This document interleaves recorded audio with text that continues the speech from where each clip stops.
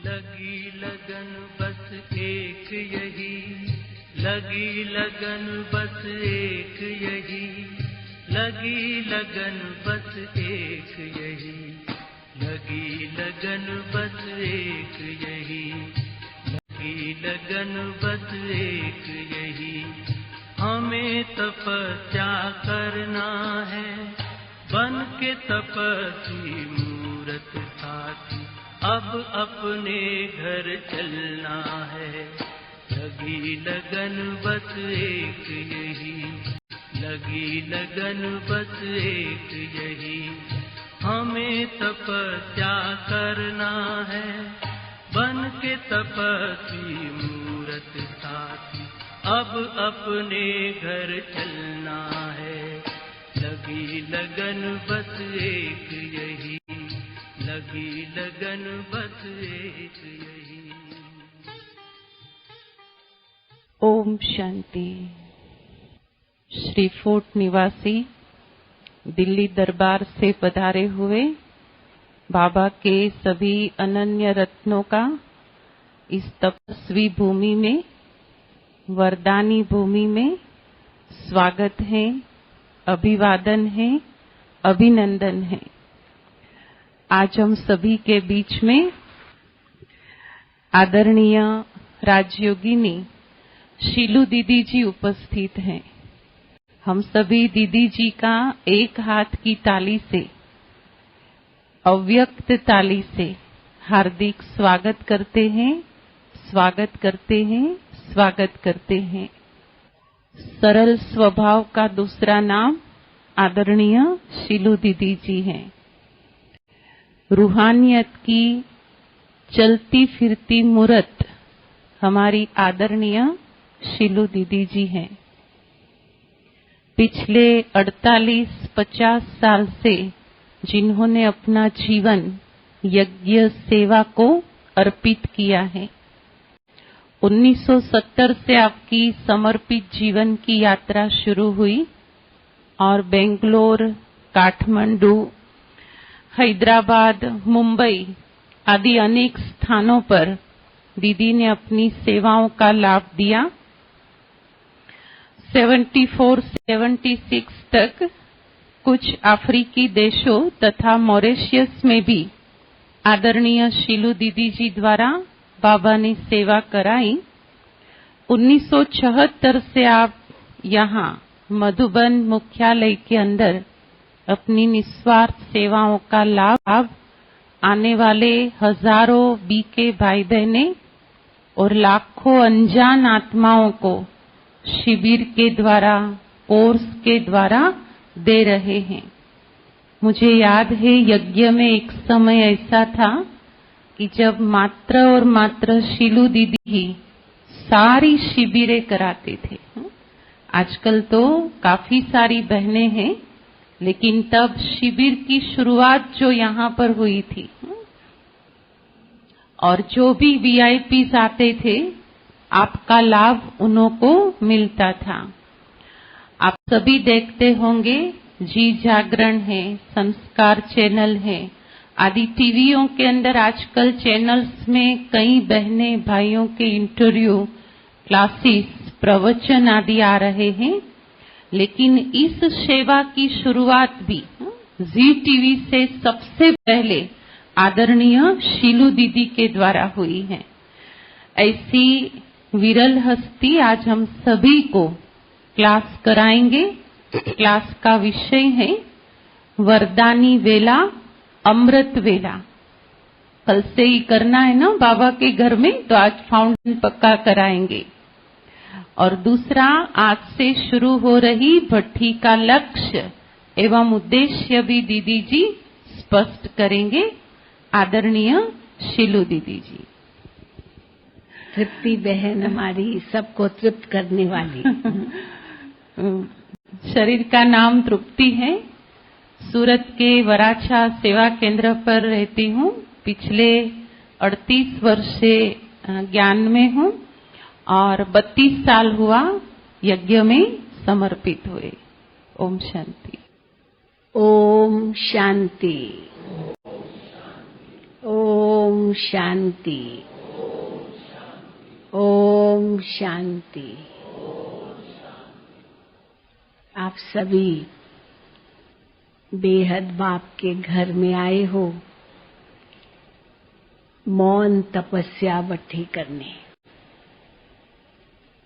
जैसे ही आपको अकोमोडेशन मिली होगी, आपको ये बैज दिया होगा और आपने अपने गले में उसी वक्त लगाया होगा और इस पर पढ़ा होगा मौन तपस्या बट्ठी।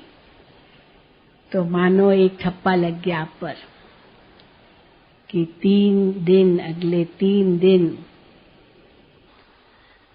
मौन में रहना है, तपस्या करनी है और बट्ठी में पकना है।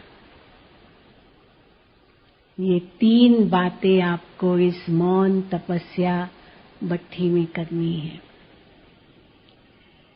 बहुत बड़ा लक्ष्य लेकर के भी आप आए होंगे कि मधुबन तपोभूमि, वरदान भूमि, परिवर्तन भूमि, बाप दादा की कर्म भूमि में हम बट्ठी करने जा रहे हैं। ये बहुत बड़े सौभाग्य की बात है। हो सकता है कि कईयों की इच्छा होगी लेकिन उनका नंबर नहीं लगा और आपका लग गया। कईयों का नंबर लगा भी होगा लेकिन अंत घड़ी कोई ऐसी अड़चन उनके पास आ गई होगी, कोई बात आ गई होगी जो वो नहीं आ सके। और ऐसे भी होगा कि जिनका नाम था नहीं लेकिन ऐड कर दिया गया और पहुंच गए। तो जो पहुंच गए वो बहुत बहुत भाग्यशाली हैं। तो फिर से अपने लिए ताली बजाओ।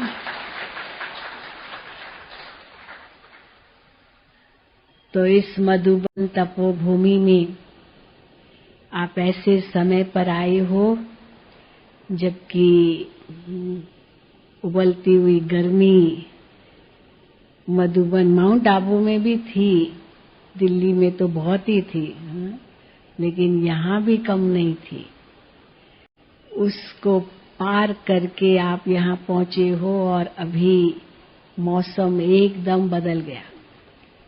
4 दिन पहले क्या मौसम था और आज क्या मौसम है, बहुत अंतर पड़ गया है। तो सवेरे सवेरे तो ठंडी ठंडी हवाएं जो कल आई होंगी उन्होंने महसूस किया होगा ना। तो ऐसे लगा जैसे कहीं रेफ्रिजरेटर में तो नहीं पहुंच गए हैं भट्ठे में से निकल करके, ऐसा अनुभव हुआ।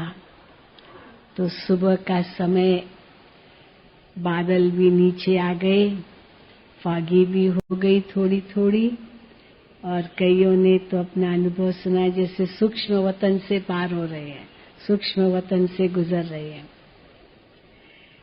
तो ऐसे इस समय पर आपकी बट्ठी हो रही है।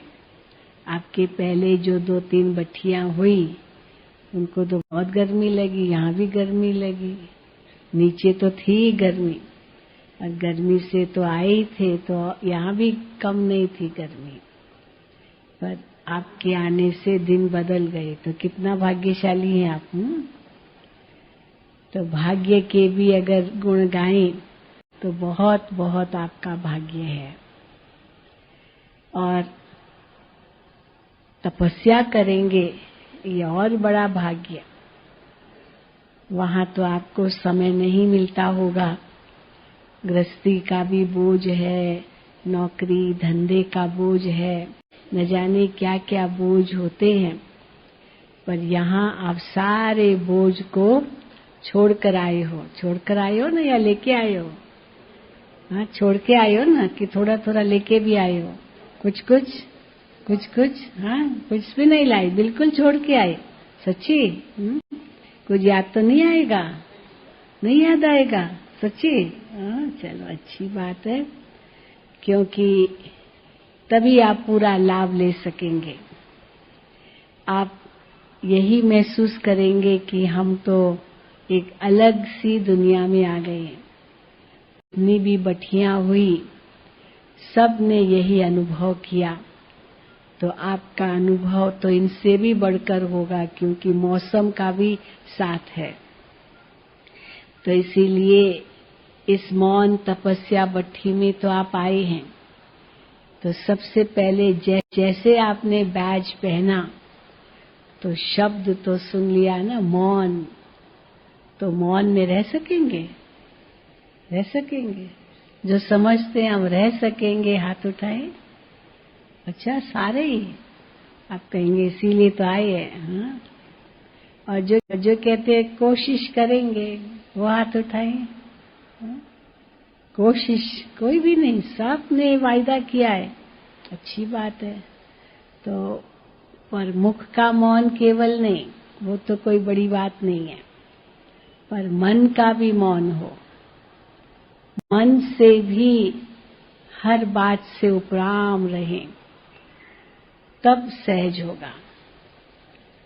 कई बार तो मुख का मौन भी मुश्किल होता है, मन का मौन तो पता नहीं कितना मुश्किल होगा, पर मुख का मौन भी मुश्किल होता है।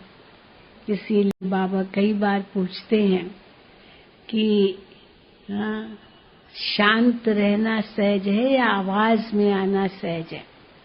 आवाज में आना सहज है या आवाज से परे जाना सहज है? तो कोई कहे कि कोई क्या जवाब देगा, कोई क्या, परंतु सचमुच देखा जाता है आवाज से परे रहना थोड़ा मुश्किल लगता है। होना चाहिए तो वो सहज ना, आवाज में आना ही नहीं, बोलना ही नहीं है, तो वो तो सहज होना चाहिए।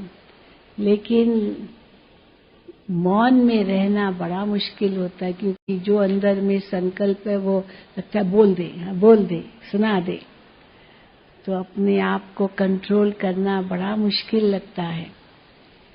तो मुख का मौन चलो फिर भी सहज हो सकता है अगर लक्ष्य रखे तो, पर मन का मौन वो इतना ऊंचा है जो कोई भी सोच और चले ही नहीं।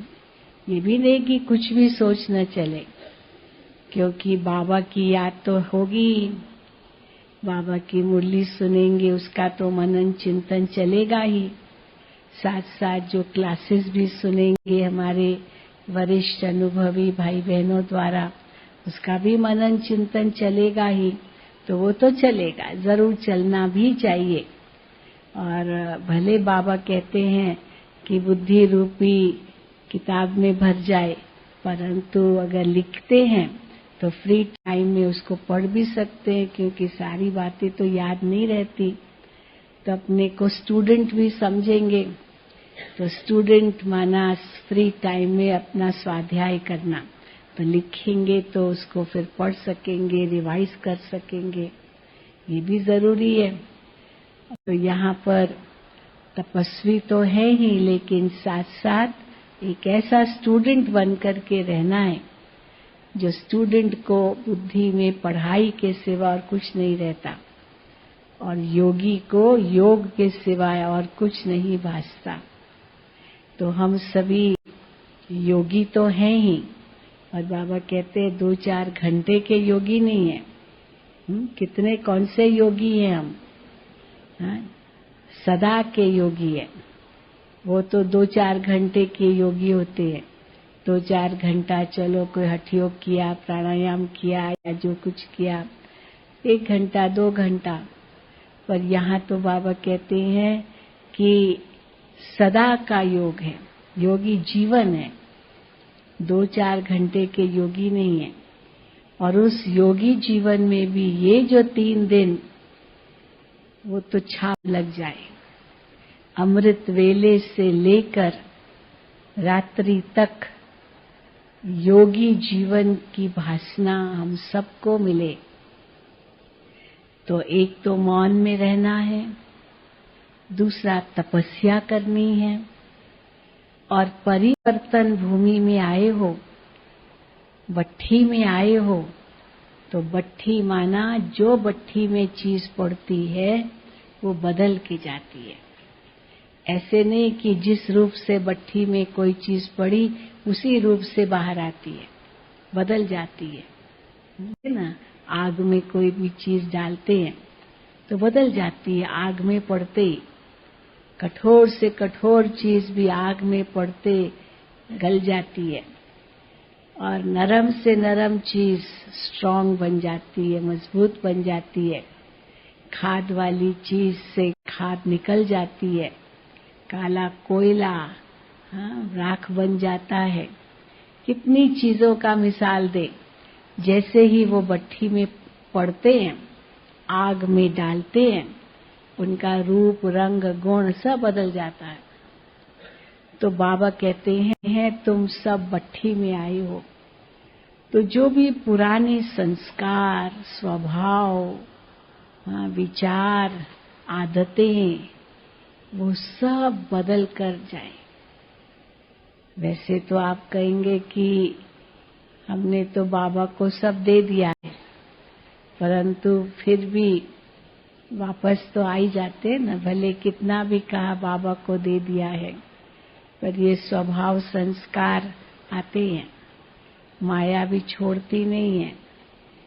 कई बार बाबा भिन्न भिन्न रूप से बताते हैं कि माया कैसे आती है। कभी माया नाक से पकड़ती है, कभी कान से पकड़ती है, कभी चोटी से पकड़ती है, कभी थप्पड़ मारती है, कभी ठौंसा मारती है, कभी गिरा देती है, कभी बेहोश कर देती है, और कभी तो ओम शांति खत्म कर देती है। तो माया का तो काम है आना, पर हमारा काम है सामना करना या उसको जीतना, न कि उसके वश होना, न डरना। पर यहाँ तो माया नहीं आएगी ना, वहाँ तो चलो शिकायत करेंगे, क्या करें माया बहुत आती है। अब यहाँ तो माया को दिल्ली में छोड़ाए या यहाँ ले आए, यहाँ तो नहीं लाए है, तो यहाँ तो माया वार नहीं करेगी। परंतु बाबा का साथ ऐसा अनुभव हम करें जो एक घड़ी भी बाबा की याद के बिना न रहे। वातावरण का साथ है, संग का साथ है, और दिन भर आपको जो मिलता रहेगा वो भी आपको साथ देता रहेगा। और इसके ऊपर वाइब्रेशंस कितने ऊंचे हैं। जहाँ ब्रह्मा बाबा ने तपस्या की, मम्मा ने तपस्या की, दादियों ने तपस्या की, और ऐसे तपस्वी स्थल पर आप तपस्या कर रहे हो। आप में से कई होंगे, भले पुराने भी होंगे, लेकिन जब से शांतिवन बना है तब से जब भी आते शांतिवन में आते हैं, लेकिन पांडव भवन में कभी नहीं रहे। तो जो पांडव भवन में कभी नहीं रहे वो हाथ उठाएं। देखो बहन कितने हैं पांडव भवन में कभी नहीं रहे। अच्छा, जो रहे हैं पांडव भवन में पहले वो हाथ उठाएं। अच्छा, तो 1/4 भी नहीं है, तो 3/4 तो पांडव भवन में कभी नहीं रहे। आप में से कोई है जिन्होंने साकार बाबा को देखा? वो हाथ उठाए। पुरानी किसी ने भी नहीं देखा। अच्छा, जिन्होंने दादी जी को देखा वो हाथ उठाए। अच्छा, जिन्होंने नहीं देखा दादी जी को भी वो हाथ उठाए। अच्छा, माना ये 2007 के बाद आए हैं। जो पहली बार आए हैं मधुबन में वो हाथ उठाए। नीचे आए वो नहीं, माना टोटल पहली बार आए हैं मधुबन में वो हाथ उठाए। अच्छा, थोड़े हैं। तो चाहे चलो कैसे भी हैं, पुराने भी बहुत होंगे। जो 20 साल से पुराने हैं वो हाथ उठाएं। 20 साल से अधिक। अच्छा, 30 साल से अधिक। अच्छा, 30 साल से अधिक भी है। जो 5 साल के अंदर के हैं वे हाथ उठाएं। 5 साल के अंदर के। अच्छा, चलो, तो भले आप कितने भी पुराने हो या नए हो, चाहे पहली बार आए हो या पांडव भवन में पहली बार आए हो, ये अनुभव जो भट्ठी का है वो तो आपने नहीं किया, क्योंकि आज तक पांडव भवन में तो इस प्रकार भट्ठियां नहीं हुई है। वैसे शुरू में तो बहुत हुई।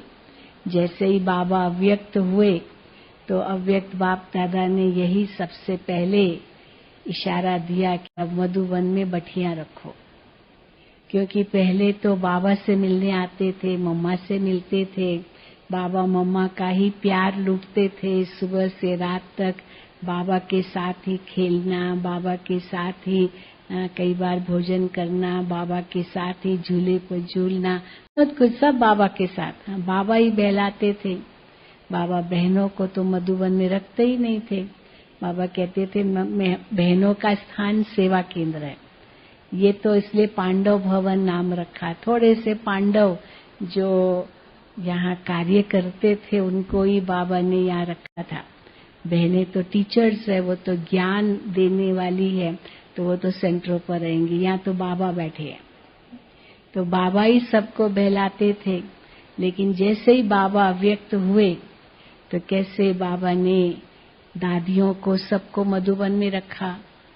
जब कराची से यहाँ आए तो धीरे धीरे सेवा केंद्र खुले। आप जानते हैं दिल्ली में सबसे पहला सेवा केंद्र खुला, तो धीरे धीरे बाबा ने सब बहनों को सेवा स्थानों पर भेजा। तो कैसे सेवा स्थानों पर जाती गई और मधुबन में केवल भाई रहते थे, तो 4 बुजुर्ग बहनें रहती थी। लेकिन जैसे बाबा व्यक्त हुए तो बाप दादा ने सारी मुख्य बहनों को मधुबन में रख दिया। बड़ी दादी जी, दीदी जी तो थे ही मम्मा के बाद। दादी जी भी मधुबन में नहीं रहते थे, बॉम्बे में रहते थे। तो कैसे बाबा ने दादी जी को रखा, फिर चंद्रमणि दादी को रखा, ये सब दादियों को मधुबन में रखा।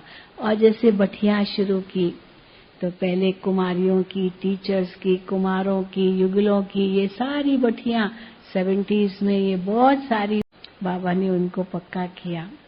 और फिर तो ज्ञान सरोवर शांतिवन बना तो सब कुछ वहां होने लगा। और मधुबन तो बिल्कुल सूक्ष्म वतन जैसा था। जो यहाँ के रेजिडेंट्स थे वो तो है ही और आते रहे। लेकिन अभी 2-3 साल से यहाँ भट्ठियां होनी शुरू हुई है, तो कुछ दूसरा ही अनुभव भाई बहनें करते हैं यहाँ रह करके। लेकिन आप सब यहाँ आए हो तो अमृत वेले से लेकर के रात्रि तक एक ही लक्ष्य रखना है। खास अमृत वेले का लक्ष्य तो बहुत ही ऊंचा है कि हमको ऐसी तपस्या करनी है जो एक बाबा दूसरा न कोई। बड़ी दीदी जी मधुबन में जब भी कोई आता था तो यही एक बात कहती थी कि रोज जैसे ही सवेरे उठते हो बाबा को गुड मॉर्निंग करते हो।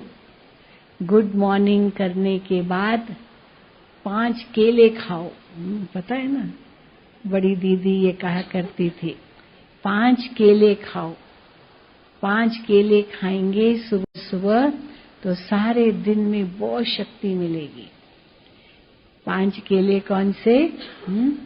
अकेले आए हैं, अकेले जाना है, अकेले में, अकेला होकर, अकेले बाप को याद करना है। हो गए 5 केले। अकेले आए हैं, अकेले जाना है। और जैसे अमृत वेले उठे, आंख खुली, बस एक बाबा और कोई देहधारी की याद न हो, क्योंकि अकेले आए, किसी को साथ नहीं लाए। तो अकेले आए, अकेले ही जाना है। ये नहीं सोचना अंत में तो मच्छरों सदृश जाएंगे हम, तो हम सबके साथ जाएंगे, पर अकेले ही जाना है। वैसे भी गीत गाते हैं ना, वो क्या, न हाथी होगा न घोड़ा होगा, तुम्हें पैदल जाना है। खैर पैदल क्या जाएगी, आत्मा उड़ के ही जाएंगी, लेकिन हाथी घोड़ा नहीं मिलेगा, कोई पालकी नहीं मिलेगी। आत्मा को वापस अकेले जाना है। इस संसार में जो भी है सब यहीं रह जाना है। तो इसीलिए अकेले आए हैं, अकेले जाना है, अकेले में उस समय तो बिल्कुल अकेले, एकांत, शांत। ये नहीं उस समय देखना फलाना उठा या नहीं उठा, दूसरा बेड वाला उठा या नहीं उठा, अरे उठा का पहले चला गया, मैं लेट हो गया, कुछ नहीं सोचना, बस उठे बाबा गुड मॉर्निंग, और किसी को नहीं देखना है। तो अकेले में, अकेला होकर, मन से भी अकेला, अकेले को याद करना है। तो पहले 2-5 मिनट बेड पर जरूर बैठना है।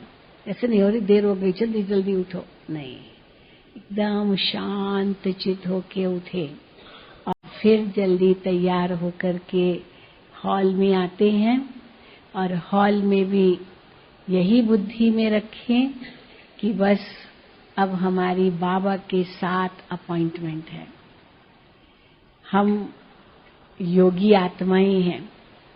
जिस समय भोगी सोते हैं, योगी जागते हैं। भोगियों के लिए तो वो रात है, देर से सोते हैं तो देर से उठते हैं, पर हम योगियों के लिए वो प्रभात है, अमृत वेला है, ब्रह्म मुहूर्त है। तो जब भोगी सोते हैं तो योगी जागते हैं। सचमुच दुनिया में लोग तो 3 बजे तो के बाद तो सोते हैं। आप विदेशों में जाए, हमने कई जगह अनुभव किया, सारी रात गाड़ियां चलती रहती, पता नहीं कहाँ जाते होंगे, रात को 12 बजे, 1 बजे, 2 बजे भी। और हम उठते हैं तो उस समय शांत हो जाता है सब तब सोने जाते हैं। तो हमारे लिए तो प्रभात है और भोगियों के लिए रात है। तो उस समय जब सब भोगी सो रहे, तो उस समय योगी जाग करके योगेश्वर बाप के साथ मिलन मनाते हैं। और इस मिलन में क्या अनुभव करना है? बाप के साथ सर्व संबंध अनुभव करने हैं। कैसे बाबा हमारा बाप, टीचर, सतगुरु, हाँ उस रूप में अनुभव करो। पहले तो पिता की गोद में बैठ जाओ। माता पिता की गोद कितनी प्यारी गोद है, जिस गोद में बच्चे को कोई फिक्र नहीं, बस माँ की गोद में बैठ गया, सब फिक्रों से फारिग हो गया, सब चिंताओं से मुक्त हो गया। तो मैं आत्मा भी बाप दादा माता पिता की गोद में बैठ गई और उस गोद में बैठ करके बाबा का प्यार प्राप्त करो। बाबा उस समय प्यार की वर्षा करते हैं, सारी शक्तियां बच्चों में भरते हैं। अगर थोड़ी नींद का थोड़ा आपको आए भी ना, तो उस समय फिर भले उठ करके थोड़ा सैर करो, टहलो। ये न हो कि बैठे बैठे झुटके खाते रहे, लेकिन बैठो तो बिल्कुल ऐसे तपस्वी होकर के बैठो जिसमें और किसी की भी याद न हो। नींद का वातावरण बिल्कुल नहीं होना चाहिए। जल्दी सवेर शाम रात को 10 बजे के अंदर सो जाओ। 10 बजे सब समाप्त हो जाता है, सब अपने अपने कमरों में चले जाते हैं और बात तो करनी नहीं है, मौन में रहना है। तो वैसे भी संकल्पों से भी परे रहेंगे, तो जाकर पहले रात को बाबा की गोद में सो जाओ, सब फिक्रों से फारिग रात को ही हो जाओ। कुछ भी कैरी फॉरवर्ड नहीं करना है।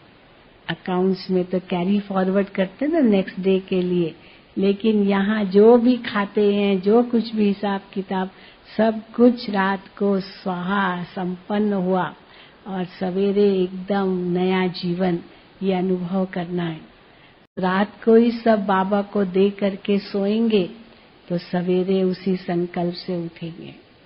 और जैसे ही आप क्लास में आएंगे तो क्लास में आकर के आप अनुभव करें कि बाबा हमारे साथ हैं, हम बाबा की छत्र छाया में हैं, बाबा से शक्ति की किरणें प्राप्त कर रहे हैं। भले सामने कोई भी हो, लेकिन हम बाबा से शक्ति की किरणें प्राप्त कर रहे हैं। बाबा की लगन में हम मग्न हैं, एक बाबा दूसरा न कोई। उनकी याद से मेरे सारे पाप दग्ध हो रहे हैं। मैं आत्मा इतनी शुद्ध हो रही हूँ क्योंकि अनेक जन्मों के पाप तो है न सिर पर, बोझ बहुत है सिर पर, 63 जन्मों का बोझ है सिर पर। और अंदर ही अंदर बाबा से इतनी मीठी मीठी बातें करो, प्यार की बातें करो, दिल की बातें करो। समस्याएं मत सुनाओ बाबा को, शिकायतें मत करो बाबा को, उल्हेने मत दो बाबा को। ये सब जरूरत नहीं है बाबा को उस समय देने की। बाबा से कुछ मांगो, कुछ भी मांगने की दरकार नहीं। न शिकायत करना है, न मांगना है, न उल्हेना देना है, कुछ भी नहीं। बस प्यार की बातें। बाबा कितना ऊंचा है, कितना श्रेष्ठ है, कितना महान है, और मैं आत्मा भी उसकी कितनी श्रेष्ठ हूँ, कितनी ऊंची हूँ। तो अपने प्रति भी वो स्वमान जागृत हो। और बाबा से प्यार तब बढ़ता जाएगा जब बाबा के गुणों का गान करते करते करते उसी में खो जाओ, जिसको ही बाबा कहते लगन में मग्न होना। तो सवेरे लगन में मगन होने की ऐसी स्थिति बन जाए जो एक बाप के सिवा और कोई बुद्धि में याद ना आए। अगर कुछ और बुद्धि में याद आता, 1 सेकंड में लगा दो, ब्रेक लगा दो। ब्रेक बहुत जरूरी है लगाना। और कोई संकल्प अगर आए, ब्रेक लगाना जरूरी है। नहीं तो समय, श्वास, संकल्प शक्ति फिर व्यर्थ जा सकता है।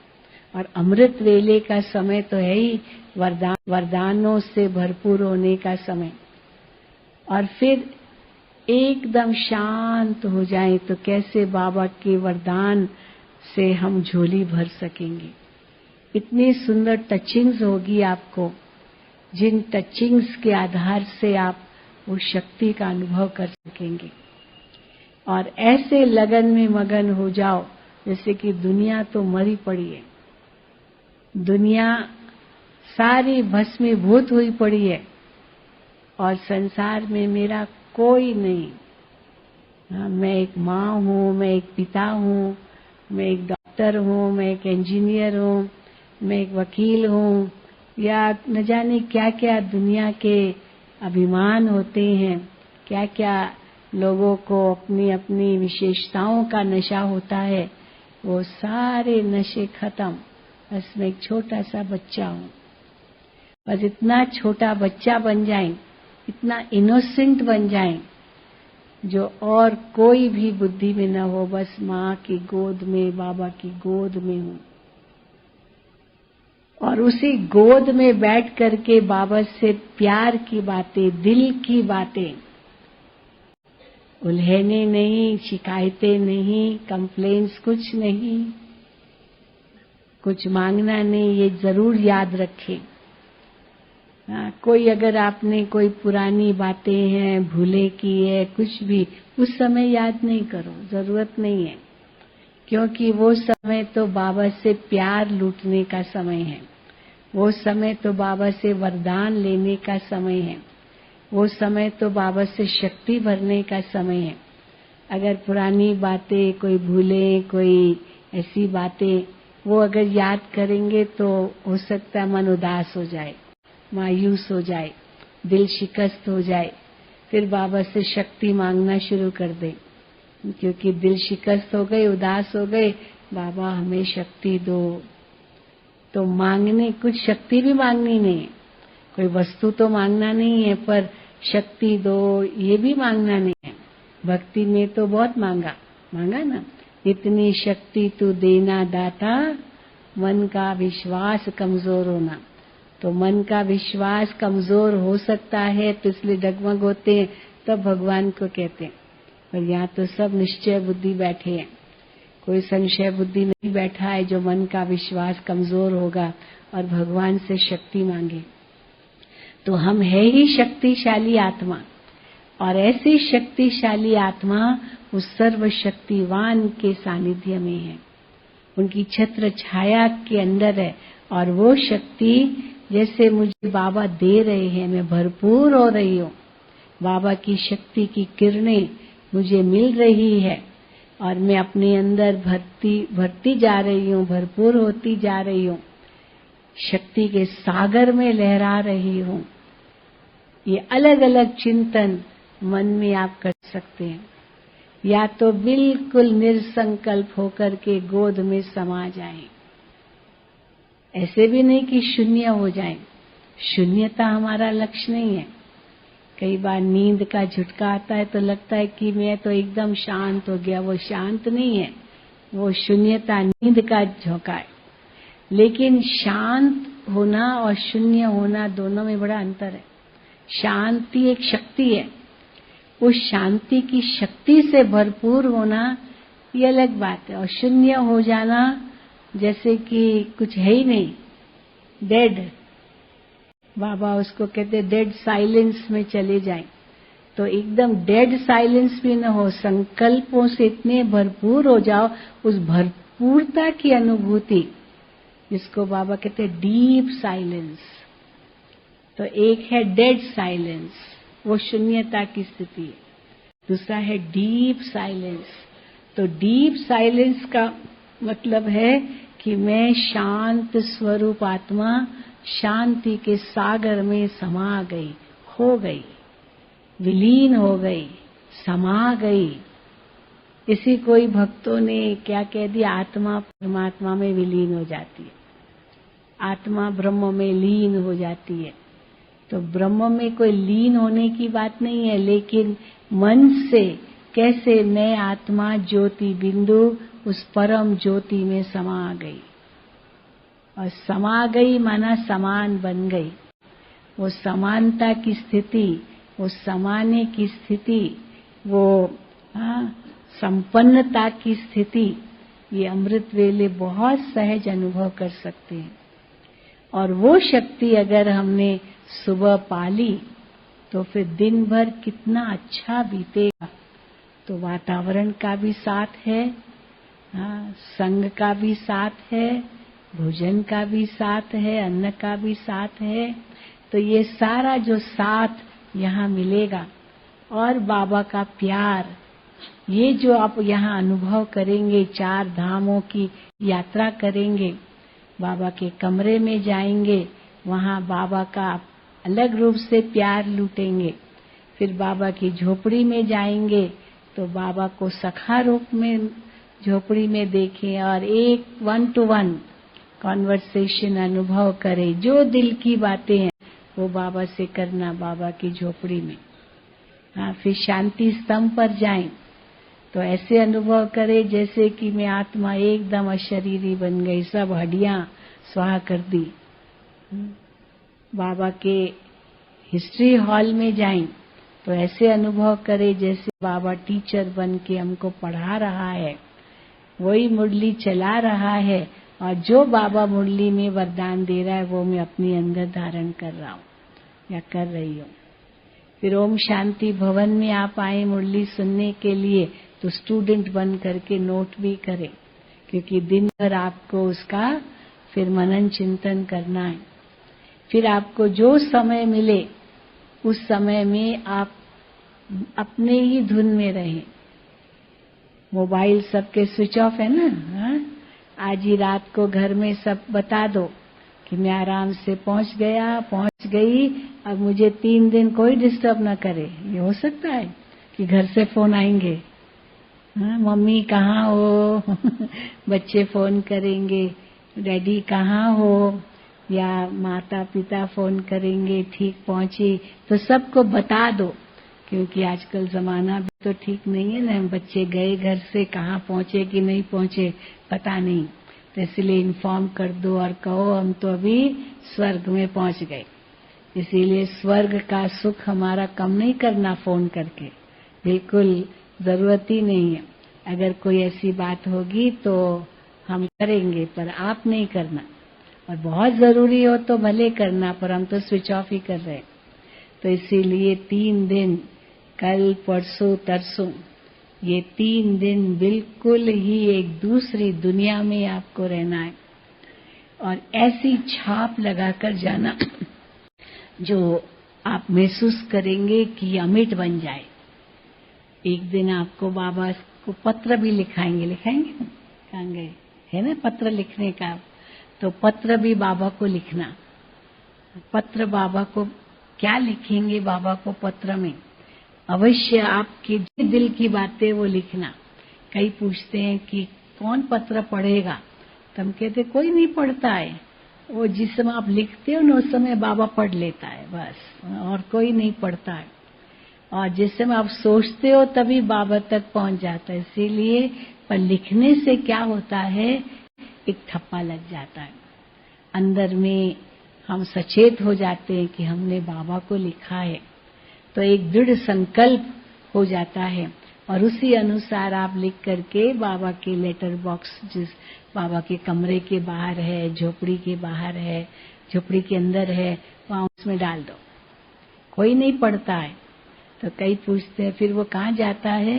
कि वो हम कहते वो आप चिंता नहीं करो, वो तो कहीं भी करेंगे, हो सकता है उसको अग्नि संस्कार भी कर दें। अग्नि संस्कार ही करना होता है ना, कोई पढ़ेगा थोड़ी। तो इसीलिए लेटर आप बाबा को जो कुछ दिल की बातें हैं, जो कुछ भी है, आपकी समस्याएं भी है, कुछ भी है, वो भी बाबा को दे दो, बोझ बाबा को दे दो। ये मत लिखो बाबा मैं क्या करूं, ये है बात, बाबा ये बोझ आप संभालो। बस बाबा को बोझ दे दो और खुद निश्चिंत जाओ बाबा को पत्र लिख करके।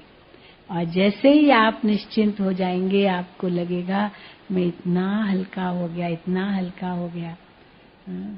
तो इसीलिए यहाँ ही हमें ऐसा संपन्न बन के जाना है, इतना बदल के जाना है और इतना ऊंचा लक्ष्य रखना है कि यहाँ से हम फरिश्ते बन जाएं। फरिश्ते, ब्राह्मण तो है ही, पर ब्राह्मण सो फरिश्ता बनना है, फरिश्ता सो बिंदु स्वरूप बनना है, बिंदु स्वरूप सो देवता स्वरूप बनना है। ये 5 जो स्वरूपों की याद है वो भी आप बीच बीच में जरूर करना। तो कैसे हम अभी तो ब्राह्मण है, लेकिन ब्राह्मण सो फरिश्ता, सो बिंदु रूप, सो देवता स्वरूप, सो पूज्य स्वरूप हम कैसे बनते? स्वदर्शन चक्र घुमाना, बीच बीच में समय मिले तो बाबा कहते उससे विकारों के भी गले कट जाएंगे, क्योंकि ये 5 ही स्वरूप बड़े पॉजिटिव स्वरूप है, उसमें कोई नेगेटिविटी नहीं है।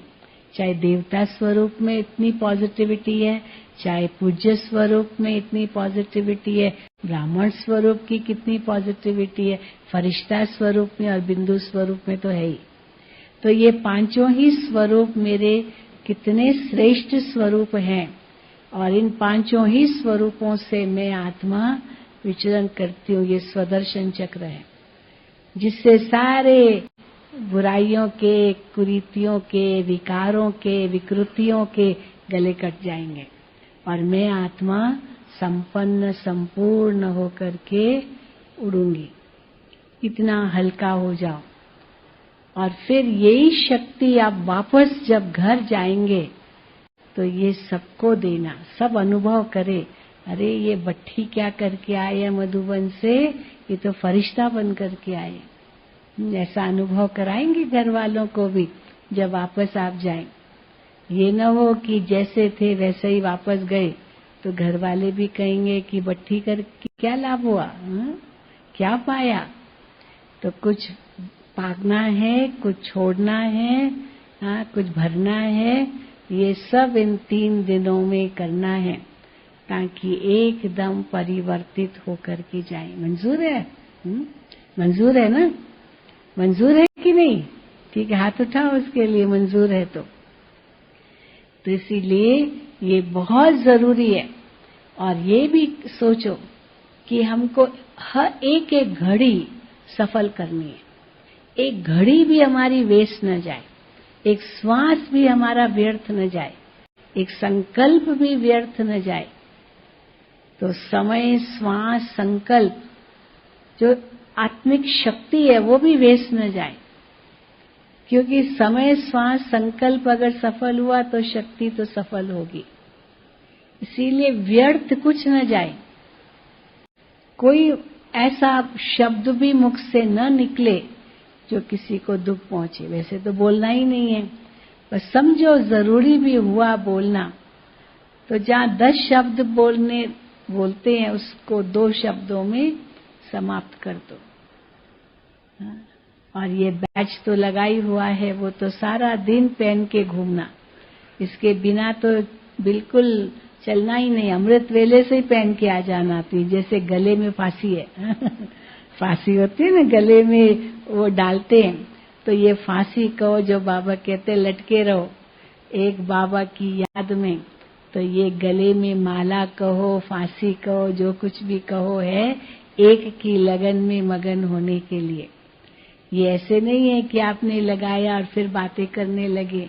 हाँ, मैं एक हंसी की बात सुनाती हूँ। कई बार हमारे पास विदेशी भाई बहनें आते हैं ना, तो उनको आता है कि मैं मधुबन में मौन में रहूंगा, तो साइलेंस का बैज लगाते। तो मैंने एक भाई को देखा साइलेंस का बैज लगा हुआ है, साइलेंस का बैज लगाकर घूमते हैं, पर खूब बातें कर रहा है, खूब बातें कर रहा है, बैज लगा हुआ है साइलेंस का। तो मैंने उससे कहा, भाई जी आपने साइलेंस का बैज लगाया पर आप तो कितनी बातें कर रहे हो। तो मेरे को क्या कहता है बहन जी ये मेरे लिए नहीं है, दूसरों के लिए है। दूसरे देख रहे ना, मैं तो देख ही नहीं रहा हूँ, मुझे थोड़ी पता चल रहा है क्या है। ये दूसरे मेरे से क्यों बात करते हैं, वो बात न करे ना, क्योंकि मुझे साइलेंस में रहना है, तो वो बात करते हैं तो मैं भी करता हूँ। तो दोष किसको दे दिया? दूसरों को। तो ऐसे नहीं बैज लगाया खुद और दोष दे रहे हैं दूसरों को। पर जैसे बैज लगाना या गले में ये फंदा डालना या माला डालना, ये एक विजय की माला भी है। तो विजय की माला जैसे आपके गले में पड़ी है, तो ये भूलेगी नहीं कि मैं विजयी रतन हूँ, मैं विजयी हूँ, मैं सर्वशक्तिवान हूँ, मैं सर्वश्रेष्ठ हूँ, मैं ऊंचे से ऊंची आत्मा हूँ। ये भी एक लगन में मगन होने की स्थिति है।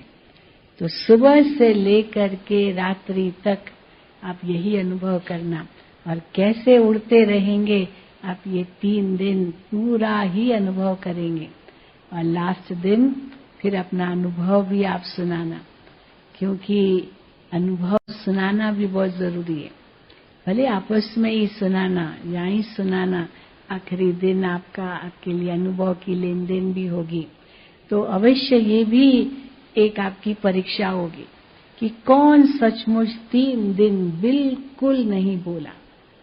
हाँ, उसको इनाम देना चाहिए सच्ची, क्योंकि हम देखते हैं भले कितना भी हाथ उठाते हैं, संकल्प करते हैं, लेकिन कहीं न कहीं चुक जाते हैं, बोल देते हैं।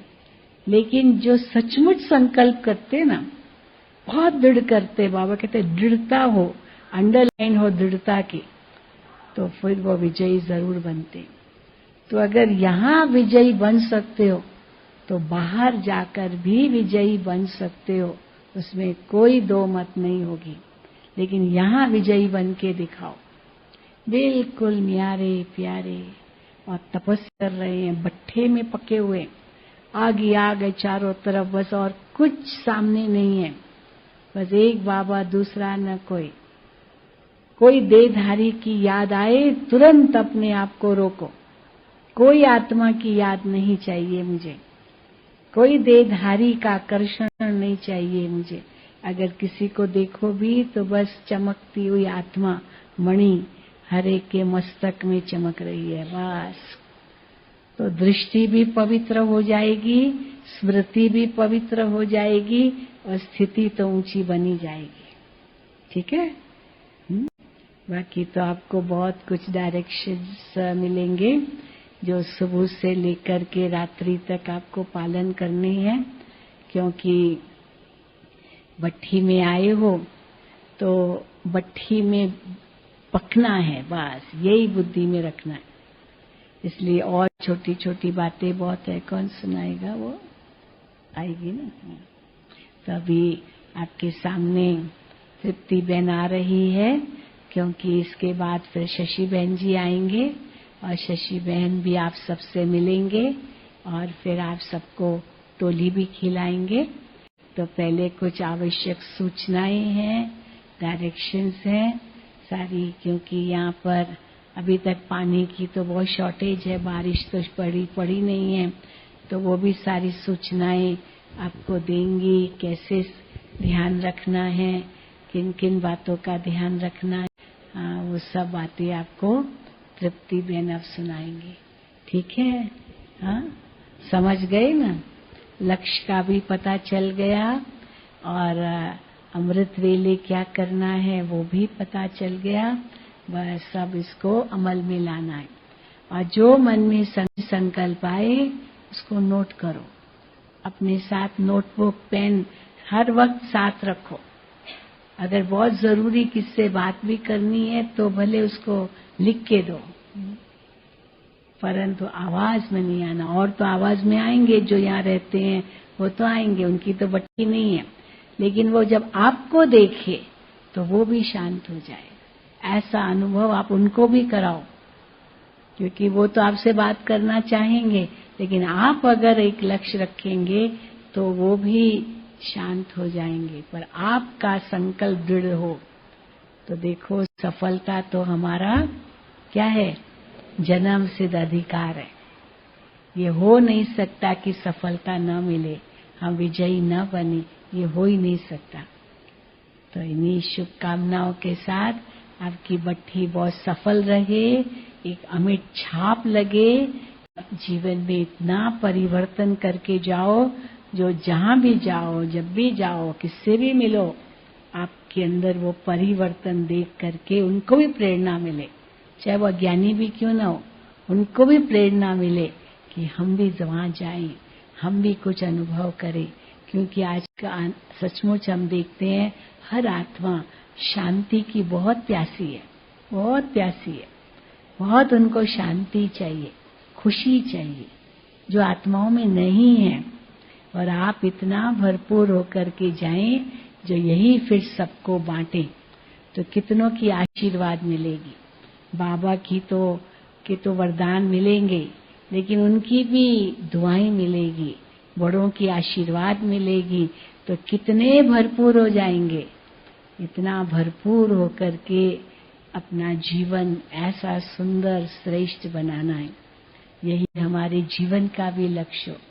जो कभी भी बाबा बुलाए, आत्मा तैयार है ना, तैयार है ना आत्मा, कि अभी नहीं, अभी नहीं, अभी नहीं। हाँ, कई पूछते हैं कि कब विनाश होगा, तो बाबा कहते हैं क्यों पूछते हो, क्या संपूर्ण बने हो?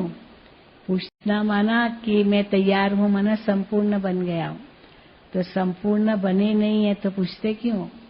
पहले संपन्न तो बनो, संपूर्ण तो बनो, वो अपने आप होगा। सोल कॉन्शियस तो बनो, गॉड कॉन्शियस तो बनो, डेड कॉन्शियस मत बनो, वो अपने समय पर होगा। पर हर एवर रेडी रहे, क्योंकि अचानक होगा और उसके लिए बहुत काल का अभ्यास चाहिए।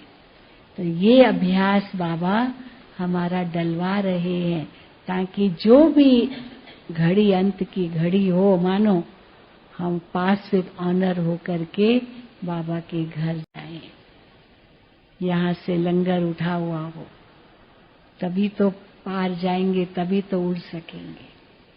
तो ये बहुत अच्छा मौका है, इस मौके का पूरा पूरा लाभ उठाना है, ताकि इतनी शक्ति भर के जाएं, जो कोई भी विघ्न सामने आए वो विघ्न न ठहरे, वो भाग जाए और आप विजयी बन के रहो।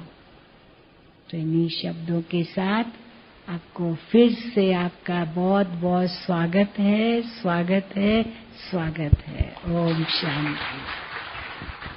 ठीक है, अभी हम 3 मिनट पहले योग में बैठेंगे। हाँ? बहुत ही सरल भाषा में आदरणीय शिलू दीदी ने हम सभी को अमृत वेला क्या महत्व, क्या प्राप्ति और कैसे करना है, हाँ? वो सुनाया और 3 दिन का इतना सुंदर लक्ष्य दे दिया है। मुझे तो लगता है कि कोई भी भाई बहने 1 मिनट भी अपनी जाने नहीं देंगे। हाँ? तो दीदी जी का बहुत बहुत अभिनंदन है, आगे भी लाभ लेते रहेंगे। हाँ?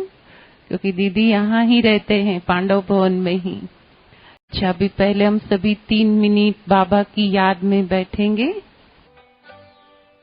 मेरे बाबा तुम्हारी याद बहुत आती है, मेरे बाबा तुम्हारी याद बहुत आती है। नैन में प्रेम के मोती भी साथ लाती है, मेरे बाबा तुम्हारी याद बहुत आती है।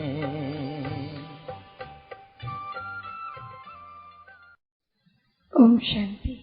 आदरणीय शीलू बहन जी से भट्टी का लक्ष्य लेंगे और साथ ही अमृत वेला जो वरदानों का समय है, इस तपस्या भूमि में उसका महत्तम फायदा लेकर के हम शक्तिशाली योग की अनुभूति यहाँ से लेकर के कैसे जा सकते हैं, इस विषय पर आप अपना मार्गदर्शन देंगी। आदरणीय शीलू बहन 50 से भी अधिक वर्षों से ईश्वरीय सेवा में अपनी सेवाएं दे रही हैं। आपकी एक बहुत बड़ी विशेषता ये रही है कि जैसे ही राजयोग शिविर का शुभारंभ हुआ, हमारी प्यारी प्रकाशमणि दादी जी ने मधुबन में शिविर की शुरुआत करवाई और सबसे पहले मधुबन निवासियों में और यज्ञ में भी आदरणीय शीलू बहन ने यहाँ शिविर कराना शुरू किया। इसके अलावा बाबा ने आपको एक माध्यम के रूप में वैरायटी सेवाओं में यूज किया है। जिस समय ये पीस ऑफ माइंड और अन्य टीवी सीरियल्स नहीं थी, सबसे पहले टीवी पर बाबा का संदेश देने के लिए आप ही माध्यम बनी हैं।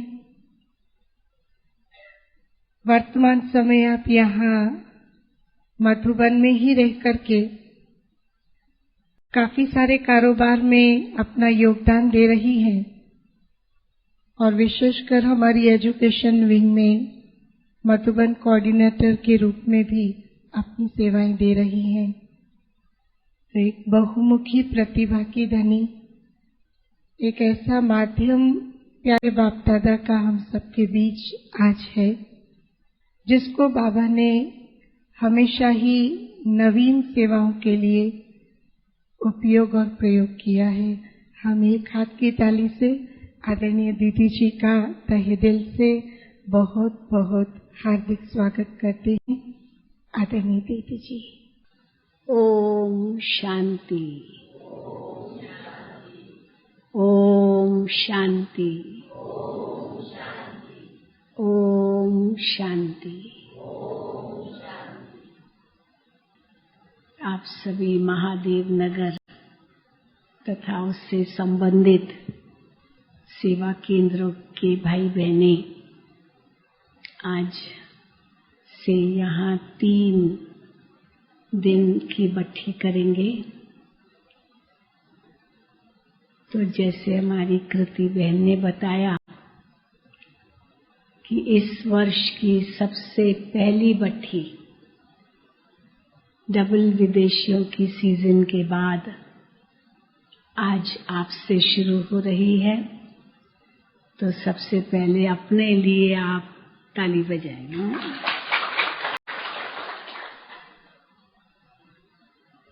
बहुत ही आप भाग्यशाली आत्माएं हैं।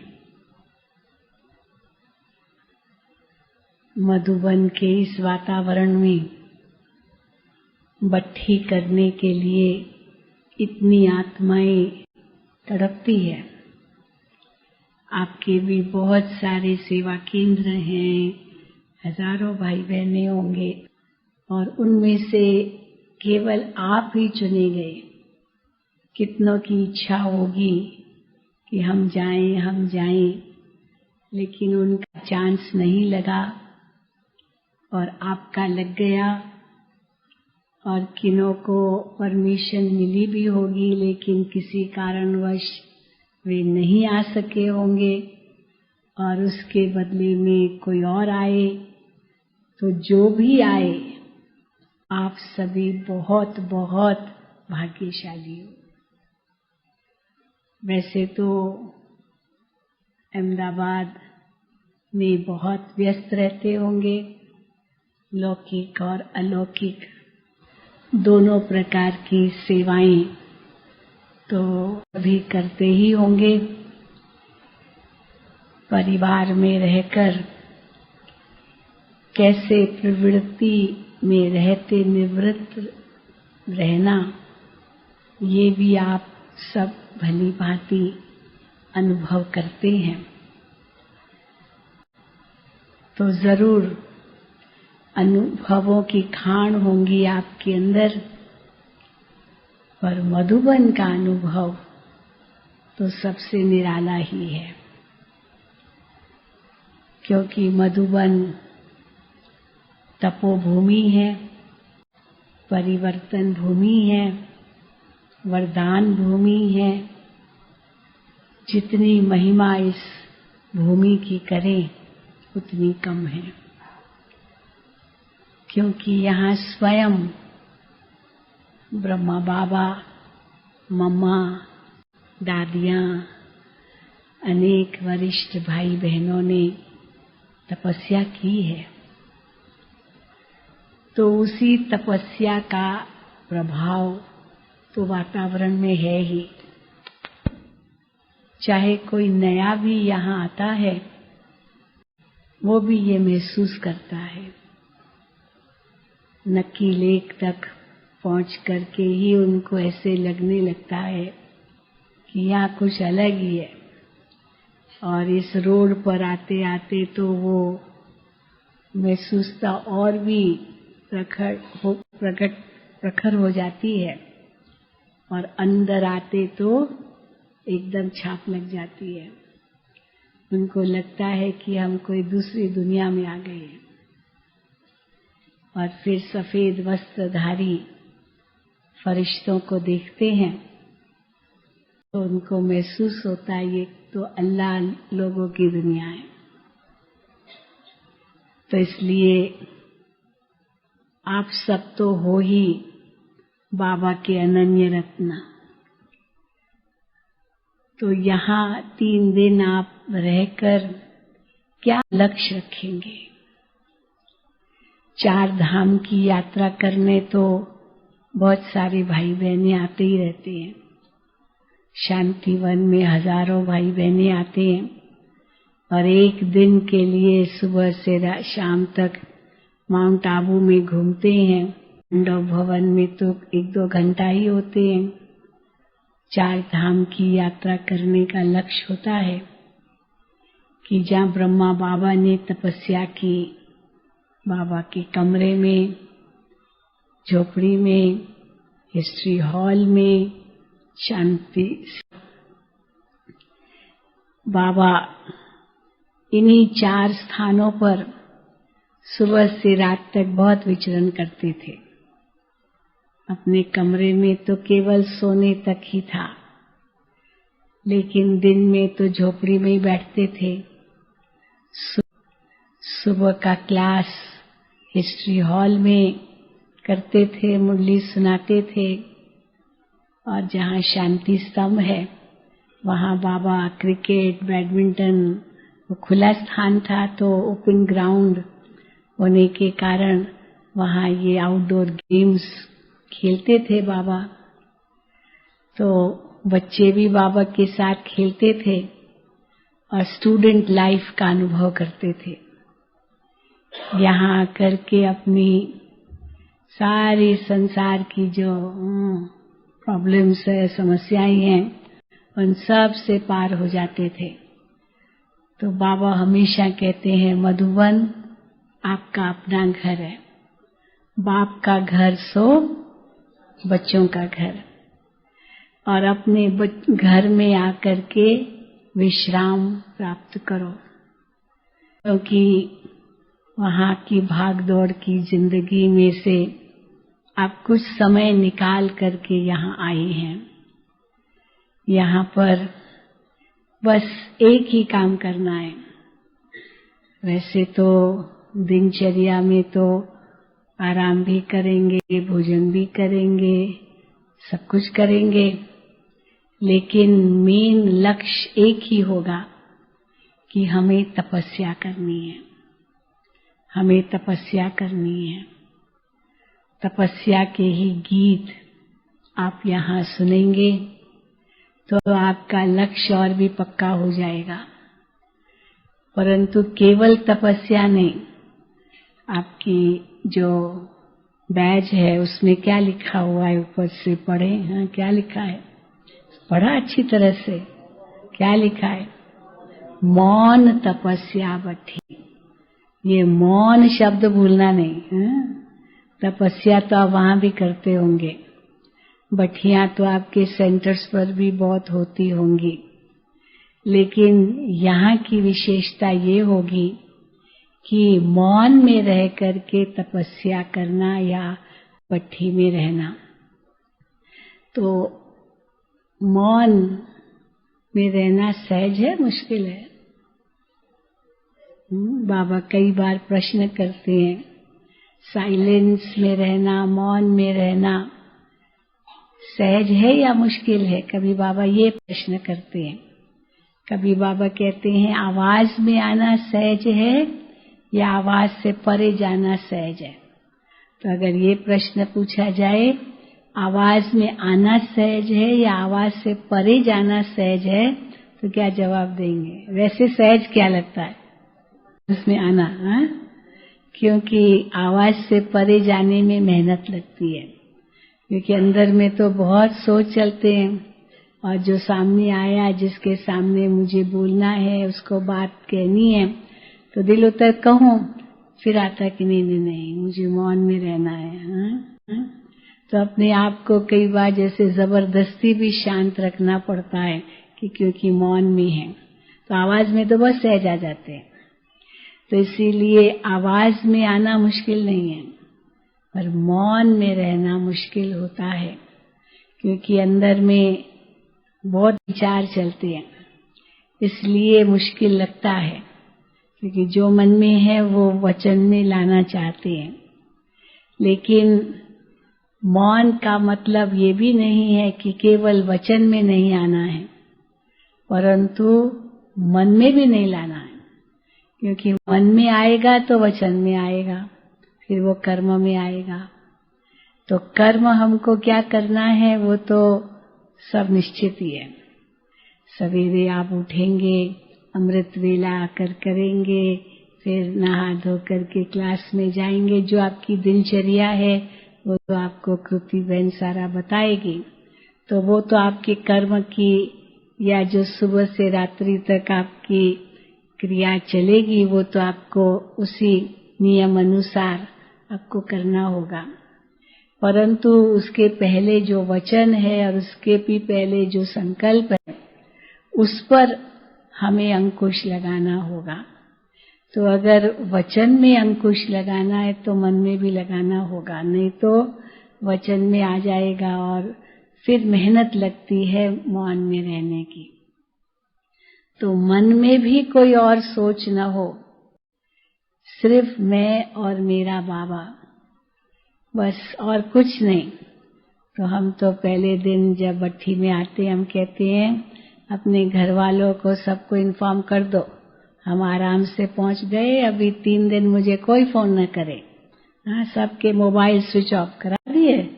कहाँ गई? हाँ, सबके मोबाइल, ये छोटे छोटे खिलौने हर एक की जेब में या आपकी पर्स में पड़े रहते हैं, और कहाँ बजते हैं कुछ पता ही नहीं चलता है। पर्स माताएं खोलती है, बज रहा है, पहले तो ये नहीं पता चलता किसका बज रहा है, सोचते दूसरे का होगा पर खुद का ही होता है। फिर चलो पता चलता है ये मेरा, तब तक बचता रहता है। फिर पर्स खोलते हैं, फिर खोलते रखा कहाँ है, फिर चलो दिखाई देता है रखा कहाँ है, अभी बंद कैसे करे वो भूल का पता नहीं चलता।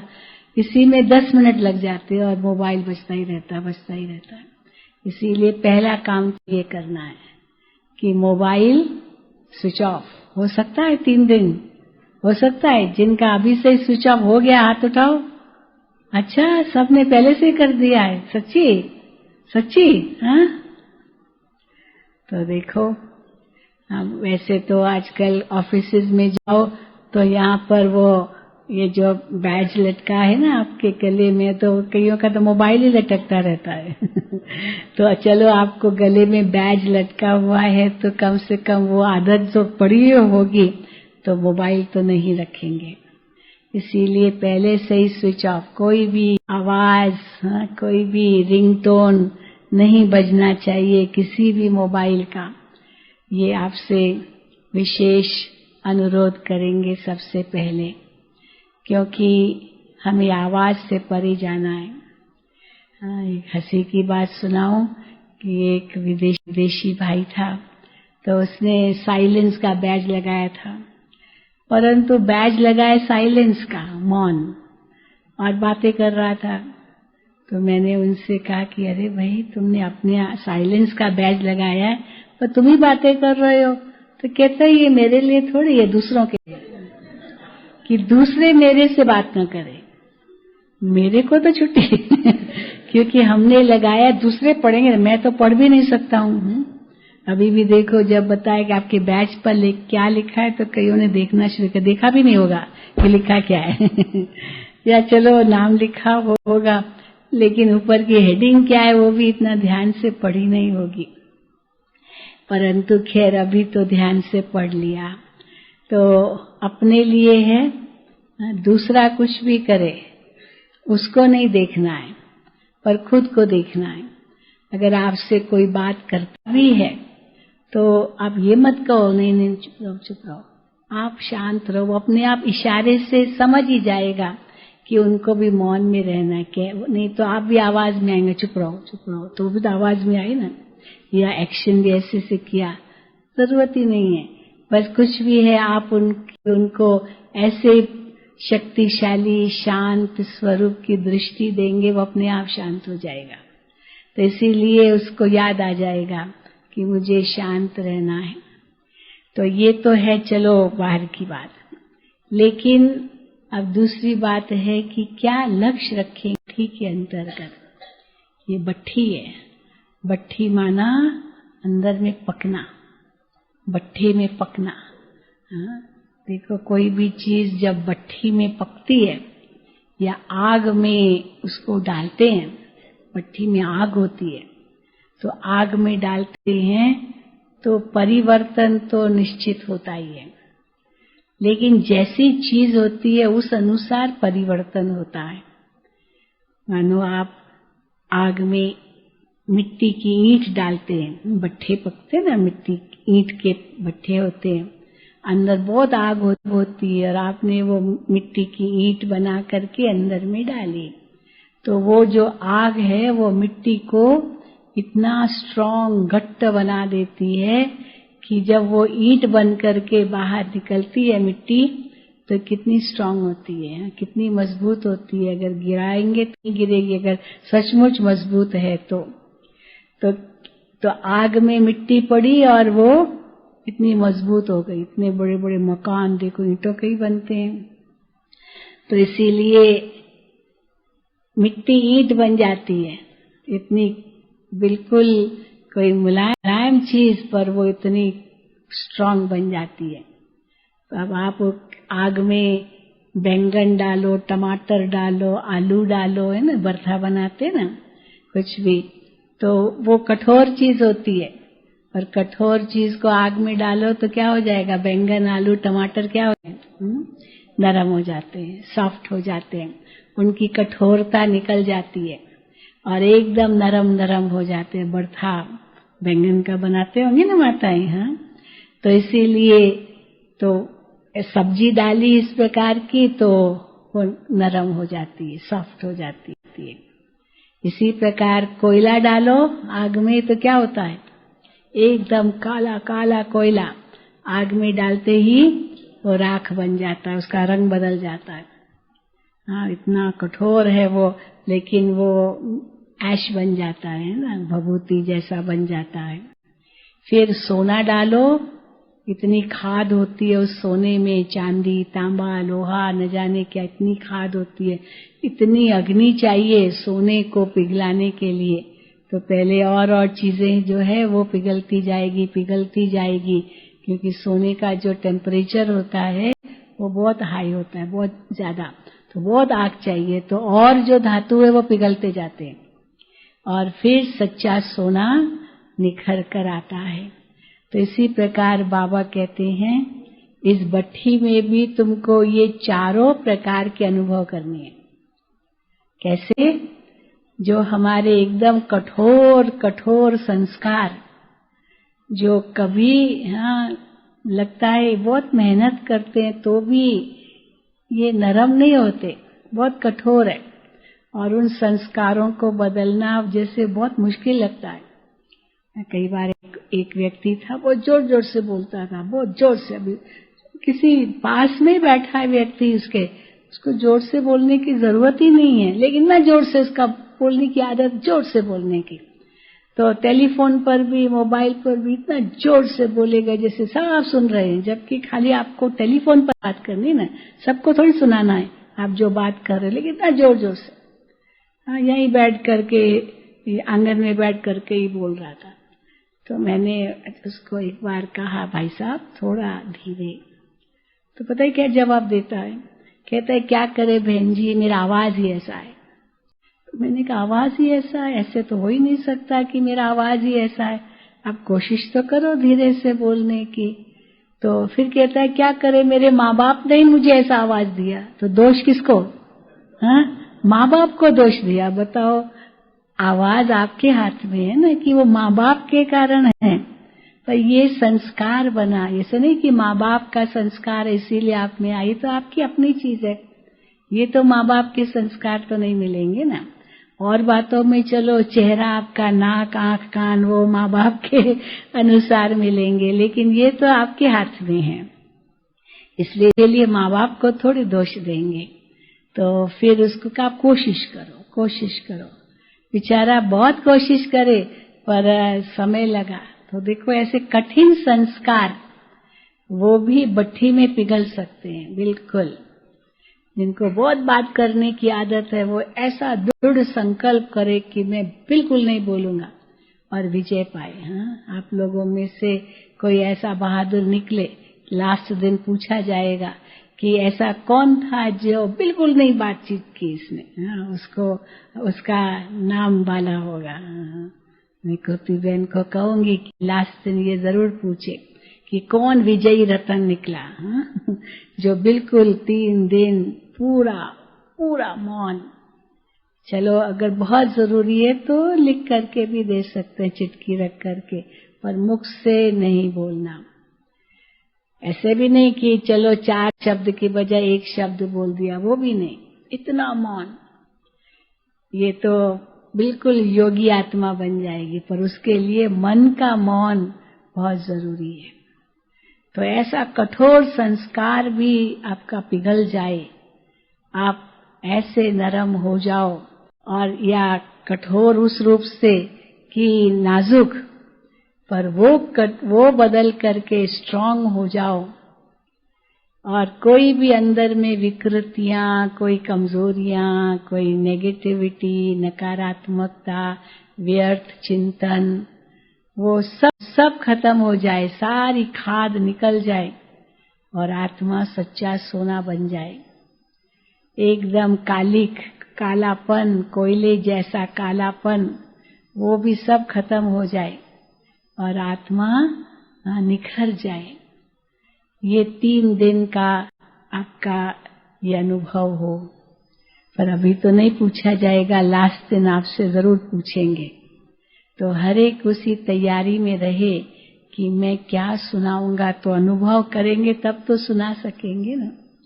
और कईयों में तो हमने देखा जो पिछले साल की भी सालों की बठियां चली है, बड़े अचरज के अनुभव सुनाते हैं। क्या क्या उनको अनुभव होते हैं, क्या नहीं परिवर्तन उनके अंदर में आता है, पूरा जैसे चेहरा ही बदल जाता है। बिल्कुल ये भी अनुभव करते हैं। तो खास करके अमृत वेले का तो बड़ा ही महत्व है। मधुबन में बाबा स्वयं अमृत वेला कराते थे और कैसे सब भाग भाग करके अमृत वेला करने के लिए बाबा के सामने पहुंच जाते थे।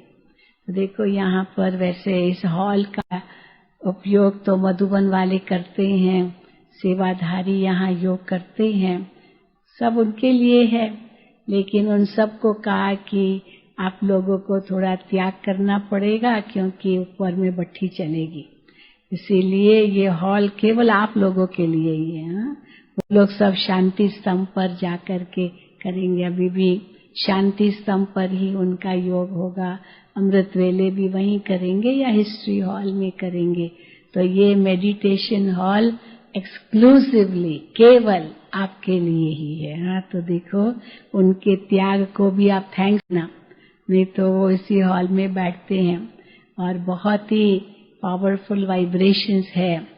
पहले हमने कोशिश की थी वही शाम के समय मधुबन वाले सेवाधारी उनका यहाँ योग होता है, तो जो भट्ठी वाले है वो सब ओम शांति भवन में जाए वहां करे, लेकिन उन्होंने नहीं, हमको तो मेडिटेशन हॉल ही चाहिए, हम यहीं करें। हमने कहा वहाँ अच्छा है, सब कुर्सियों पर बैठो, सोफा पर बैठो, नीचे बैठने की जरूरत ही नहीं है, आराम से बैठो। तो कहा नहीं नहीं नहीं, हमको तो यहीं चाहिए। आपको क्या पसंद है, यहाँ या ओम शांति भवन? हाँ, क्या चाहेंगे? तो नीचे बैठना पड़ेगा क्योंकि सबको के लिए तो कुर्सियां नहीं होगी। चलो ठीक है, पर इसमें हम देख रहे हैं बहनें ज्यादा है। बहनें हाथ उठाएं, सभी बहनें हाथ उठाएं। हाँ अच्छा, अभी भाई हाथ उठाएं। हाँ, थोड़े थोड़े कंपैरेटिवली कम है, तो बहनों की और लाइन लग सकती है यहाँ पर एक और बात में, अभी नहीं। और भाई थोड़ा उस तरफ से जाएंगे ना, तो बहनों की कौन यहाँ बिठाने के लिए कौन होगा? कौन टीचर बहनें कौन आई है आपकी? कोई और आई है? तो देखना या किसी को भी, ताकि ठीक लाइन में बैठे सब। तब ये 3-3 करके बैठे ना, 4 की लाइन हो भले, या 3 की लाइन भाइयों की हो और फिर बाकी ज्यादा लाइनें आप अंजू बहन। तो ये देखना। और खास करके जैसे ही अमृत वेले आप आए, तो कई तो 3:30 बजे से ही आ जाते हैं, पर आप सबसे विशेष निवेदन ये भी रहेगा कि बाबा के कमरे में केवल 5 मिनट बैठना है। ऐसे नहीं कि पूरा अमृत वेला बाबा के कमरे में ही बैठे। हम विशेष सभी को यही कहते हैं कि अमृत वेला बाबा के कमरे में केवल गुड मॉर्निंग करने के लिए पहले जाएं, 2-3 मिनट बैठे, परंतु योग करना है यहाँ। और अमृत वेले का तो बहुत बड़ा महत्व है।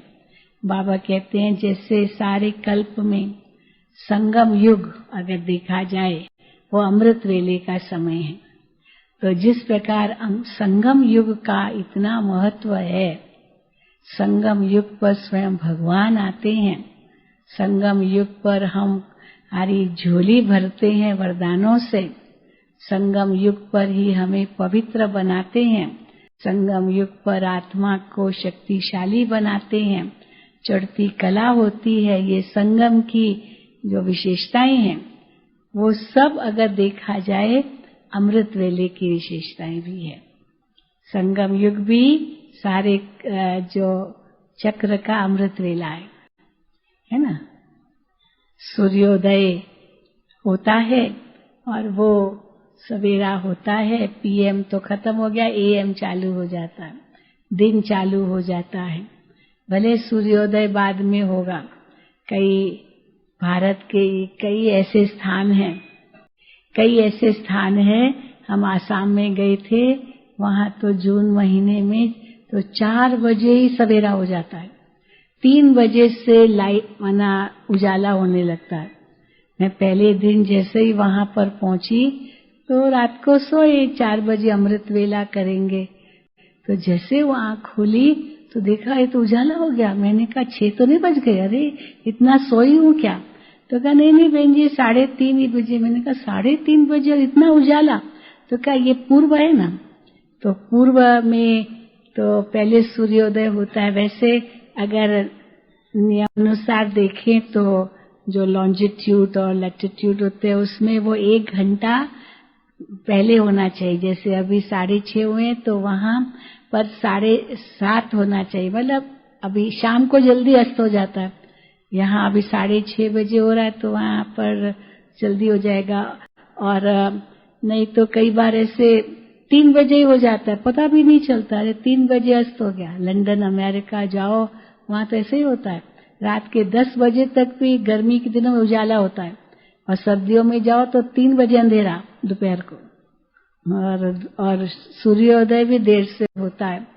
रात को 10 बजे तक तो खाना ही नहीं खाते यूरोप में, या गर्मी के स्थान है। क्यों? क्योंकि अभी तो उजाला है ना, थोड़ा अंधेरा होने दो। 10 बज गए अभी तक खाना नहीं खा रहे ऐसे। और कहाँ रखेंगे? फ्रिज में खाना रख देंगे, कहेंगे अभी ठंडा होने दो, बहुत गर्मी है उनको ठंडा चाहिए।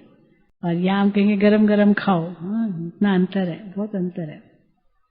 लेकिन अमृत वेला हमारा पावरफुल तब होगा जब पहले रात को हम समय पर सोएं, क्योंकि आपका रात को यहाँ पर जो भी होगा क्लास होगा तो वो तो करके आप सीधा ऐसे 7:30-8 बजे के अंदर तो भोजन हो ही जाता है, और फिर आपका क्लास होगा, पर तुरंत जाकर के आप विश्राम करें। और अगर 10:30 बजे के अंदर सब विश्राम कर लेंगे, आपस में बातचीत तो करनी नहीं है, तो आपका बहुत समय बच जाएगा। जो बातों में जो टाइम जाता है रात को आपस में बातें करते हैं वो तो होगा नहीं, इसलिए समय बहुत बच जाएगा। और जो समय बच गया तो उसमें तो आप बहुत कुछ कर सकते हैं अपना काम। और फिर अगर जल्दी सो जाएंगे तो ठीक 3:30 बजे आपकी आँख खुलेगी या पहले ही आँख खुलेगी। रात को आप बाबा को कहकर सो, बाबा हम जल्दी उठा देना, तो बाबा बड़े आज्ञाकारी हैं। आप जो बाबा को कहेंगे बाबा आपकी आज्ञा का पालन करेंगे। और जी हजूर बाबा कहते हैं ना, हजूर हाजिर हो जाता है। कई तो अनुभव सुनाते हैं कि बिल्कुल ऐसे आँख खुल जाती, कोई अलार्म रखने की भी यहाँ जरूरत नहीं होती है। परंतु रात को अवश्य अपना पोता मेल समाप्त करके सोना है। ये नहीं कि कैरी फॉरवर्ड करना है अगले दिन के लिए। अकाउंट्स में तो कैरी फॉरवर्ड करते हैं ना अगले दिन के लिए, लेकिन यहाँ नहीं करना है। जो सब दिन भर जो कुछ हुआ वो सब बाबा को बता करके बिल्कुल खाली हो जाना, एकदम खाली, और बाबा की गोद में सो जाना है। देखो इतनी अच्छी नींद आएगी जो आपको ऐसे लगेगा कि बस बाबा की गोद में सोए थे, निश्चिंत, जैसे छोटा बच्चा सो जाता है। कोई घर की चिंता लेकर के तो यहाँ नहीं आए हैं ना, ले आए हैं।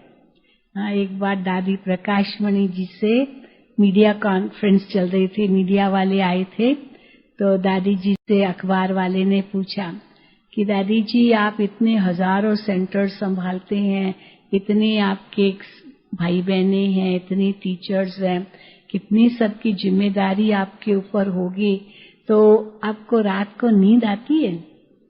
तो दादी उनको देखती रह गई, कहती क्यों? दादी ने कहा हाँ, क्यों नहीं आएगी नींद? नींद तो बहुत अच्छी आती है। तो कहा कि इतनी सिर पर जिम्मेदारियों का बोझ है तो नींद कैसे आती है? तो दादी ने बड़ा सुंदर जवाब दिया, मैं जब बिस्तर पर जाती हूँ तो मैं बाबा को कह देती हूँ, बाबा ये तो सब आपका है, हाँ, मेरा कुछ नहीं है, मैं भी आपकी हूँ, मैं तो छोटा बच्चा हूँ। तो मैं जैसे ही मैं जाती हूँ मैं बाबा को सब कुछ सौंप करके छोटा बच्चा बन करके बाबा की गोद में चली जाती हूँ। और क्यों नहीं आ जाएगी, तुरंत नींद आ जाती है। तो बड़े प्रभावित हुए दादी से ये ऐसे अनुभव सुनकर। दादी का किन्होंने दादी प्रकाश मणि को देखा था? हाथ उठाएं। अच्छा, पुराने ही है, कोई नए भी होंगे जिन दादी को नहीं देखा था, दादी प्रकाश मणि को हाथ उठाएं। अच्छा होंगे, क्योंकि दादी जी को तो 8 साल हुए, परंतु उसके बाद जो आए होंगे उन्होंने नहीं देखा होगा। तो ऐसे थी। एक बार किसी ने दादी जी से पूछा कि दादी जी, इतना बड़ा आपका ऑर्गेनाइजेशन है, इतनी बड़ी संस्था है, आप इसको कैसे मैनेज करते हो, कैसे चलाते हो? आज किसी व्यक्ति की 2 दुकान होती है, 3 दुकान होती है, 4 बच्चे होते हैं, या जो भी छोटी मोटी गृहस्थी होती है, परिवार होता है या जिम्मेदारी होती है, तो भी लगता है बड़ा बोझ है, बहुत बोझ लगता है। आप कैसे ये चलाते हो? आपका एडमिनिस्ट्रेशन का तरीका क्या है? तो मैंने बड़ा सुंदर जवाब दिया। दादी ने कहा, मैं तो कुछ भी नहीं करती हूँ। इतने बड़े मीडिया वालों को मैं तो कुछ भी नहीं करती हूँ, क्योंकि और भी सारे वरिष्ठ भाई बहने बैठे थे, ये सब करते, मैं तो कुछ भी नहीं करती हूँ। इतनी निर्माण होकर के दादी ने कहा कि मैं तो कुछ भी नहीं करती हूँ। वास्तव में क्यों नहीं दादी करते थे, लेकिन दादी इतने हल्के भी थे, क्योंकि विश्वास था, हर एक के ऊपर विश्वास था। वो विश्वास के कारण इतनी कैसे ये संस्था आगे बढ़ी। किसने ये भी प्रश्न किया दादी से कि दादी आपकी संस्था इतनी आगे कैसे बढ़ रही है? तो दादी ने एक शब्द जवाब में दिया, विश्वास। मैं सब पर विश्वास रखती हूँ। आजकल विश्वास की कमी है। मैं इसको पैसे दूंगी, पता नहीं हड़प तो नहीं लेगा, खा तो नहीं जाएगा, मुझे धोखा तो नहीं देगा, यानी इतना नेगेटिव सोचते हैं। और उस व्यक्ति के मन में नहीं भी होगा ना, तो भी हमने सोच लिया तो उसके मन में भी आ जाएगा। लेकिन विश्वास एक बहुत बड़ी चीज है, और अगर वो विश्वास है तो वो भी विश्वास रखेंगे, क्योंकि हमारी जैसी मनस्थिति होगी या जैसे हमारे वाइब्रेशंस उस तक पहुंचेंगे, उसका भी उसी रूप से उसको लेंगे और वैसा ही उनका भी एक्शन होगा। तो इसीलिए दादी ने कहा विश्वास। इसी के आधार से ये संस्था कैसे दिन दुगनी रात चौगनी गति से आगे बढ़ रही है, और हर एक के अंदर ये लगन है कि मुझे ईश्वर का कार्य करना, ये मेरा कार्य नहीं है, ये भगवान का कार्य है। हर एक ईश्वर का कार्य है, ये समझ करके कर रहा है। तो बाबा भी तो कहते हैं ना, आप गृहस्थी अपने को क्यों समझते हो? क्या हो आप? क्या हो? ट्रस्टी हो। तो जो ट्रस्टी है, तो वो ट्रस्टी होने के कारण वो जो बोझ वो नहीं महसूस करता है, इसलिए ट्रस्टी बन जाओ। माताओं को तो बाबा कहते हैं, आप माता हूं ये मत समझो, मैं ब्रह्मा कुमारी हूँ। ब्रह्मा कुमारी तो कुमारी हो गई। और जो कुमारियां टीचर्स थी, बाबा उनको कहते थे, आप अपने आप को जगत माता समझो। तो कुमारियों को कहा जगत माता समझो, और माताओं को कहा कुमारी हो, ब्रह्मा कुमारी हो। तो माताओं को कुमारी बना दिया और कुमारियों को जगत माता बना दिया। तो ये क्या कि कुमारी अपने आप में ही सोचते मैं तो कुमारी हूँ, मैं तो छोटी हूँ, मैं तो, यानी अलबेले हो जाते हैं। तो अलबेले भी नहीं बनना है, जिम्मेदारी पूरी लेनी है। पर जितनी जिम्मेदारी लेते उतने ही ट्रस्टी बनकर के हल्के भी रहते हैं।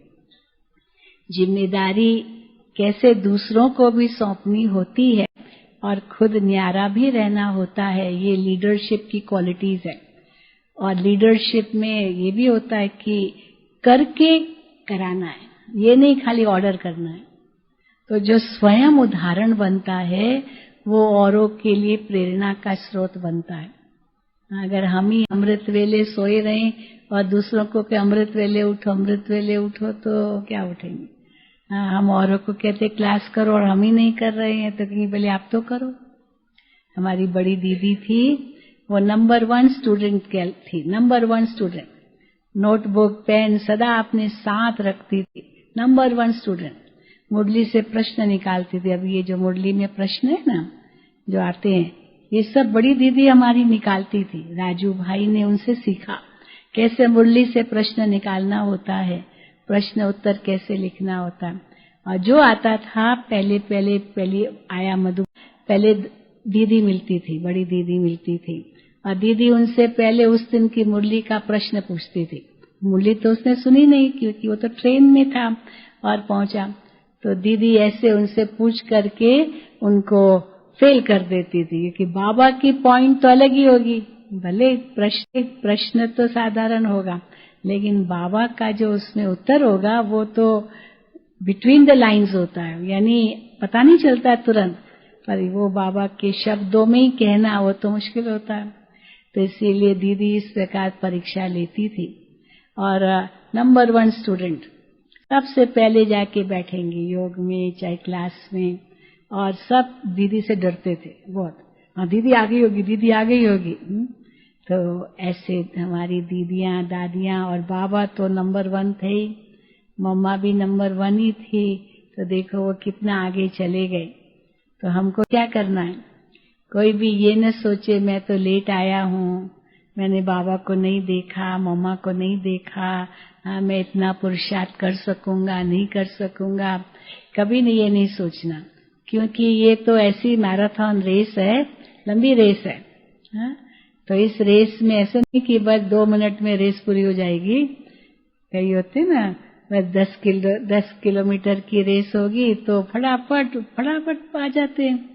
या तो जीवन भर है, तो कोई सोचते हम तो लेट आए, हम कहते नहीं, कोई लेट नहीं आए, क्योंकि जो लेट आए हैं उनको बाबा दूसरा वरदान देते हैं। क्या देते हैं? क्या? Last so fast so first. परंतु जो पुरानी हैं उनको भी बाबा वरदान देते हैं। ये नहीं जो लेट आए वो लास्ट आए वो सोचे हम तो फर्स्ट जाएंगे, और जो पहले आए हैं उनको रिगार्ड न दे। कई ऐसे सोचते हम तो बहुत होशियार है, हम तो ये, हम तो वो, हम तो इनसे आगे जाएंगे, देखना। वो भी नहीं। जो पुरानी है उनके लिए तो फिर और वरदान है। क्या वरदान है? पुरानों के लिए क्या वरदान है? नयों के लिए तो है last so fast so first, पर पुरानों के लिए क्या वरदान है? पुरानों के लिए वरदान है old is gold. Old is gold because it can mould. जो सोना होता है, सच्चा सोना होता है, वो मुड़ सकता है। हाँ, वो मुड़ सकता है।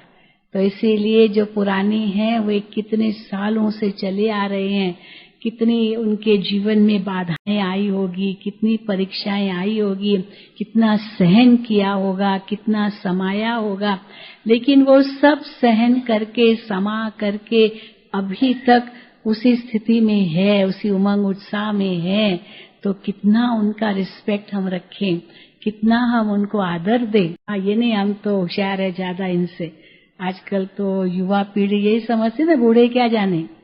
हमारे जैसे तो एक चुटकुला भी बताते हैं कि एक पोतरा अपने दादा से पूछता है, दादाजी आप कैसे जीते थे? देखो हमारे जमाने में ये व्हाट्सएप है, ये फलाना है, ये है आईपैड, आईपॉड, वो सारी बातें बोलने लगा। दादाजी आपको तो कुछ पता ही नहीं है, आप लोग कैसे रहते थे इन सब के बिना? तो दादाजी ने बड़ा अच्छा जवाब दिया। दादाजी ने कहा, हमको तो ये आश्चर्य लगता है कि जीवन में सहन शक्ति नहीं है, समाने की शक्ति नहीं है, ये गुण नहीं है, ये गुण नहीं है, ये आप लोग जीते कैसे हो? समझ गए? यानी वो जो वैल्यूज चाहिए जीवन में, वो वैल्यूज तो आजकल ये जवानों में कहाँ है? इसी को नहीं पूछते हैं, जैसे समझते हैं हमें ही सब कुछ है। बड़ों का तो जरा भी आदर नहीं करते, समझते ये जनरेशन गैप है, ये बड़े हमारा समझेंगे नहीं। पर वो ऐसे ही थोड़ी जीवन पास किया है उन्होंने। हाँ, तो इसीलिए उनका भी रिस्पेक्ट रखना बहुत जरूरी है। तो इसीलिए बड़ों के लिए, पुरानों के लिए फिर ये है, old is gold because it can mould. जो पुराने हैं वो सच्चे सोना है, सच्चा सोना है, क्योंकि उन्होंने अपने जीवन में ये सब देखा, उनसे हमें सीखना है, वो उदाहरण है हमारे आगे। तो इसीलिए पुराने हो या नए हो, सबको सम्मान देना है, क्योंकि सब बाबा के बच्चे। उस दिन हमारी मीटिंग में एक बात निकली थी, क्योंकि महिला सशक्तिकरण की बातें चल रही थी, बेटी बचाओ बेटी पढ़ाओ, तो बेटी बेटी की बातें बहुत हो रही थी। तो निर्वैर भाई ने एक अच्छी बात कही, उसने कहा कि बेटा बचाओ ये भी होना चाहिए। तो कहा बेटा बचाओ तो कभी नहीं सोचा होगा। तो उसने एक उदाहरण दिया कि एक परिवार था, अखबार में आया था, उसको 2 बेटियां थी, 2 बेटे थे। तो उसने कहा मुझे भी बेटी चाहिए, 2 बेटे तो थे, बेटी चाहिए। परंतु तीसरा भी बेटा हो गया। तो उसने क्या किया, खुद अपने बेटे को गला दबा करके मार डाला, अपने बेटे को। बेटा, हाँ बेटी नहीं, बेटा। तो जब उससे पूछा गया तो कहा नहीं मुझे तो बेटी चाहिए थी। मतलब एक पता नहीं बात तो सही होगी, अखबार में आया था। तो कहा कि बेटा बेटी को दोनों को बराबर देखो, ये नहीं कि खाली बेटे को देखो या को देखो, दोनों को बराबर देखो। तो अभी एक नया और प्रोग्राम शुरू हो रहा है कि दोनों को समान दृष्टि से देखो, बेटा हो या बेटी हो, दोनों को समान। ये भी बहुत जरूरी है। तो इसीलिए क्योंकि बाबा तो हमको वही सिखाते हैं। क्या सिखाते हैं? आत्मा आत्मा, भाई भाई। देह को देखो ही नहीं, वो तो चलो फिर भी देह को देखते हैं। तो इसीलिए आप सभी यहाँ आए हो तो इस मौन तपस्या भट्ठी में तपना है, पकना है, अपनी दृष्टि, वृत्ति, स्मृति, स्थिति किस प्रकार का परिवर्तन लाना है।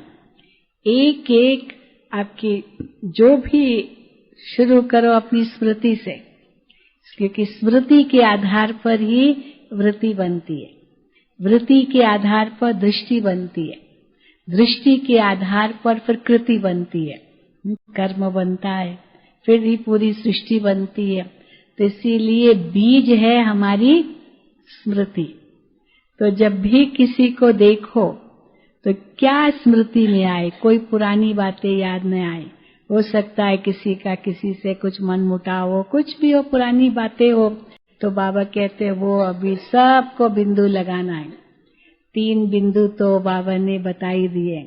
तो इसीलिए 3 बिंदु कैसे लगाएंगे, यहाँ कैसे 1-2 को केवल उसी आत्मिक दृष्टि से देखना है बस, और कोई दृष्टि यहाँ हो ही नहीं। भले युगल रूप में है, लेकिन युगल रूप में भी वो दृष्टि नहीं हो कि ये मेरी पत्नी है, ये मेरा पति है, ये संकल्प भी मत लाओ यहाँ, ये मेरी बेटी है, ये मेरा बेटा है।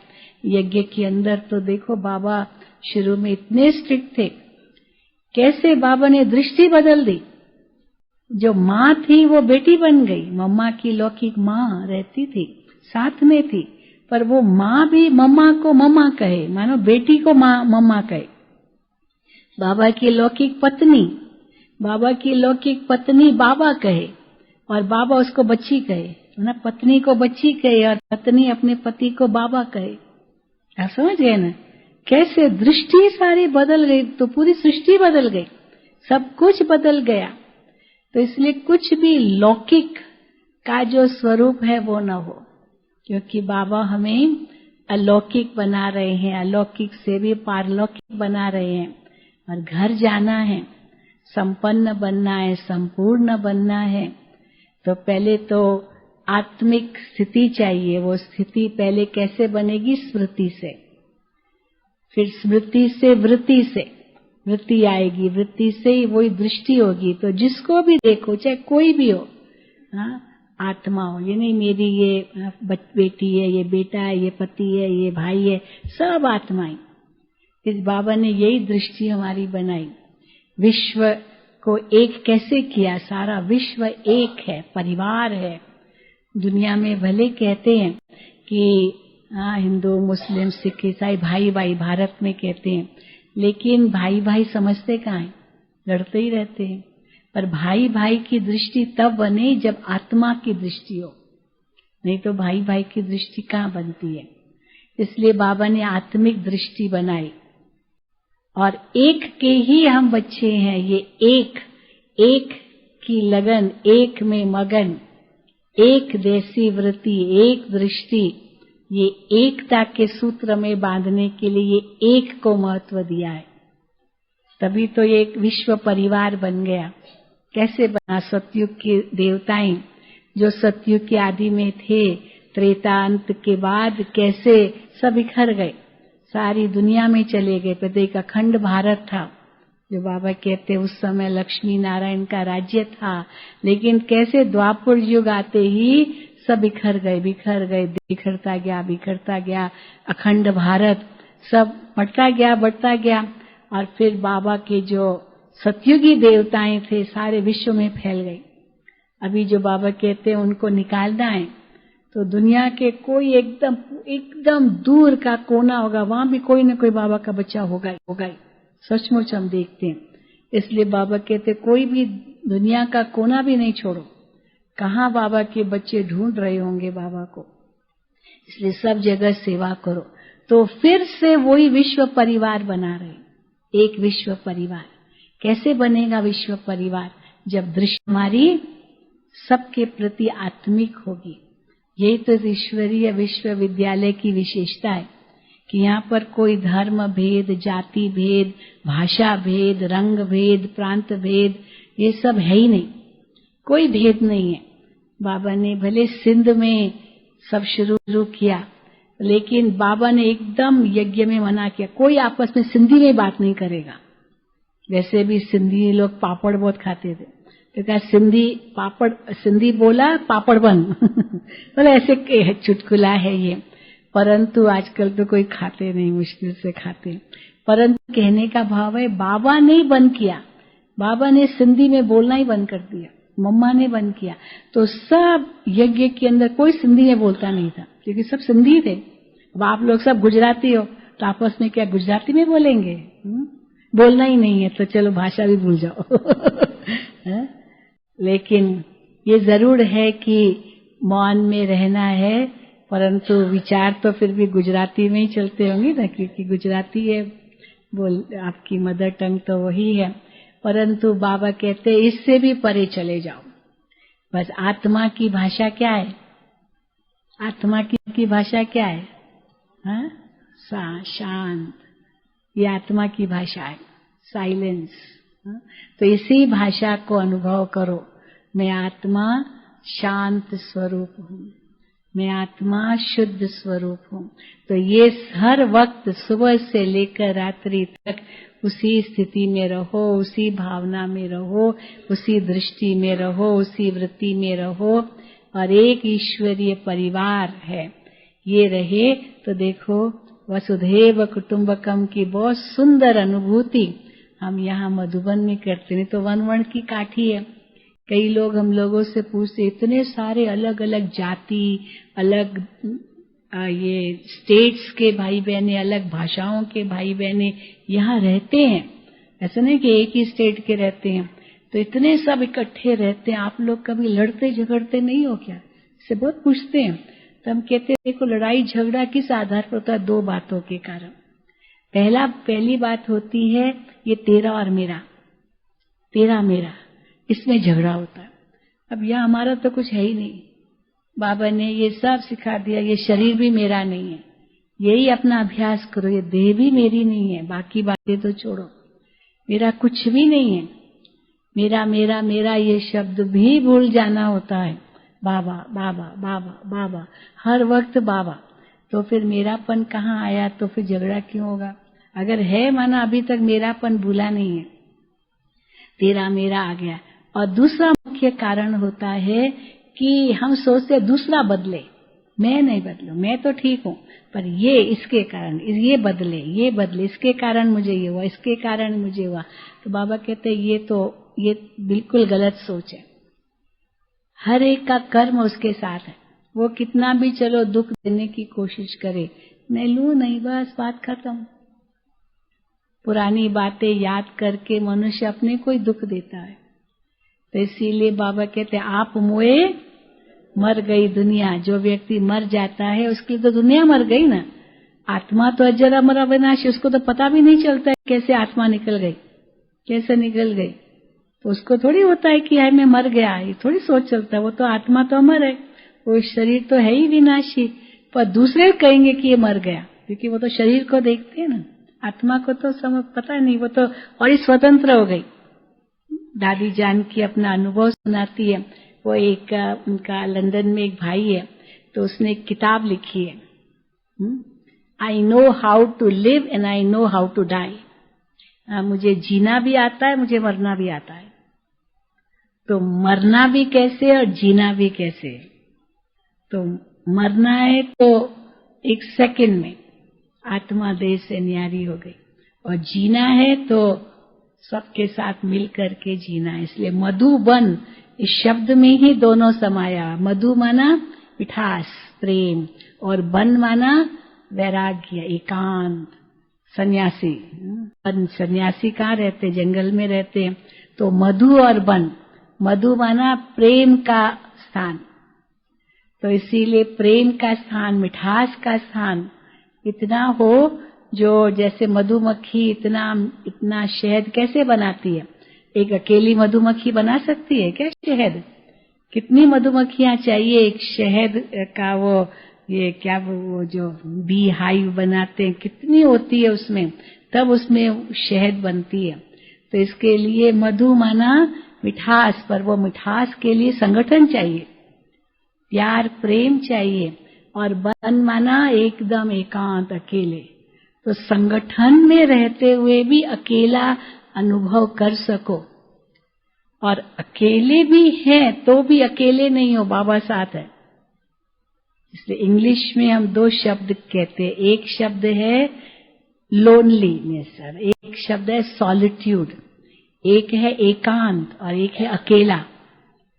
तो एकांत तो बहुत अच्छी चीज है, पर अकेला हूं तो कई लोग अकेलापन अच्छा नहीं पसंद करते, अकेला। और कोई कहते नहीं अकेला नहीं हो, पर एकांत हमको चाहिए। अकेले नहीं है क्योंकि बाबा हमारे साथ है, तो अकेले कहाँ है? अकेला शब्द कहेंगे तो दुख होगा, इसलिए बाबा मेरे साथ है। और एकांत प्रिय है तो सब आवाजों से परे, बस मैं और मेरा बाबा, और कुछ भी बुद्धि में नहीं। तो सबके बीच में होते हुए भी मैं एकांत में हूँ, अकेला हूँ बाबा के साथ। और अकेले है तो भी मैं अकेला नहीं हूँ, बाबा मेरे साथ है। तो एकांत का भी अनुभव करना है, संगठन का भी अनुभव करना है, सब कुछ अनुभव करना है। 4 धामों की यात्रा भी रोज करनी है, वो भी आपके टाइम टेबल में आपको सब बताएंगे। और उसके आधार से अपना 3 दिन उसका एक एक क्षण सफल करना है, ताकि यहाँ से आप जब जाएं तो महसूस करें कि सचमुच हम इतनी भट्टी में पके और बदल के जा रहे हैं। कठोर से कठोर संस्कार भी सब बदल गए, दृष्टि, वृत्ति, स्मृति, स्थिति, कृति, सब कुछ परिवर्तन, एक नया जीवन, एक नया अनुभव करके जा रहे हैं, ताकि जहां भी आप जाओ फिर यहाँ का जो अनुभव है वो औरों तक पहुंचाओ, ताकि वो भी आपके अनुभव से अनुभवी बन जाए। ठीक है? हाँ, ठीक है। किसी को कुछ प्रश्न तो नहीं है? फिर भी कृति बहन आपके साथ है, कुछ भी बात हो आप उनसे जरूर बात कर सकते हैं, वैसे मौन रहना, आपस में नहीं। कुछ भी अगर बात है तो आप कृति बहन को जरूर बता सकते हैं, वो सारा समय आपके साथ है और हम भी हैं, मिलते रहेंगे। पर दृष्टि से, नैन से मुलाकात होती रहेगी, मुस्कुराते रहेंगे, पर मौन में रहना है। हाँ, ये जरूर पक्का रखना, ठीक है? चलो, ओम शांति, ओम शांति, ओम शांति। हाँ, जरूरत नहीं, बस एक हाथ की ताली। कहाँ गई है कृति बहन? कहाँ गई? 7 बजे दादी जी आ रहे हैं। किसी को कुछ, और जैसे आप आएंगे तो ये चप्पल जो है ना आपके, सब लाइन में रखना, आपको बताएंगे। और पानी का बहुत ध्यान रखना है, पानी की बहुत तंगी है। ये सब बातें आपने नोट की है ना? पानी का भी बताना है ये, क्योंकि नीचे से टैंकर भर के ऊपर आते हैं, यहाँ तो पानी बहुत कम है। वैसे तो यहाँ हमारे वाटर डिपार्टमेंट वालों ने कहा यहाँ बटिया मत रखो, लेकिन मुन्नी बहन कहीं नहीं रखेंगे, जरूर रखेंगे, क्योंकि पर तो पानी की बहुत शॉर्टेज है, इसलिए इसका पूरा ध्यान रखना और कम से कम पानी यूज करना। बाकी बिजली का भी ध्यान रखेंगे, और भी कई बातें हैं, आप बताएंगे ना सारा। पानी का तो रोज ध्यान करना, क्योंकि समझो अगर पानी नहीं आ रहा है नलके में तो खुला मत छोड़ें, क्योंकि आप चले जाएंगे और फिर टंकी भरते हैं तो पानी बहता रहेगा, इसलिए बंद ही रखिए अगर नहीं भी आ रहा है पानी। ठीक है? बाकी तो सब ठीक है, आराम से पहुंच गए, आपका अकोमोडेशन सब ठीक है? हाँ, सब आराम से है ना। तो बस 3 दिन उड़ते रहना, नीचे नहीं आना, नीचे आना ही नहीं, उड़ते ही रहना। तो उड़ती कला या चढ़ती कला तेरे बानी सर्व का भला, सब का भला हो जाए। अगर कोई दूसरा भी आपसे बात करे मानो, पर आप शांत रहो। अब मधुबन वाले तो करेंगे बात, पर आप उनके आगे भी रहो। हाँ, ऐसे नहीं कि वो बात किया इसलिए मैंने उनसे बात की, पर कुछ जरूरी है तो इशारे में भी कह सकते, ऐसी बात नहीं है। परंतु लक्ष्य तो बहुत पक्का हो कि मुझे मौन में रहना है, मुझे तपस्या करनी है, और ये मेरा संस्कार मैं बिल्कुल बदल के जाऊं। और खास अमृत वेले विशेष मैं और मेरा बाबा और कोई नहीं, सवेरे वो शक्ति भरेंगे तो सारा दिन आपको मदद मिलेगी। अच्छा, ओम शांति। आदरणीय शीलो दीदी जी का हम बहुत बहुत दिल से धन्यवाद करते हैं, और साथ ही ये उम्मीद करते हैं कि हमें फिर से एक बार और बच्ची के दौरान दीदी जी से योग की गहराई के विषय पर और भी क्लास मिल पाए। थैंक यू दीदी जी।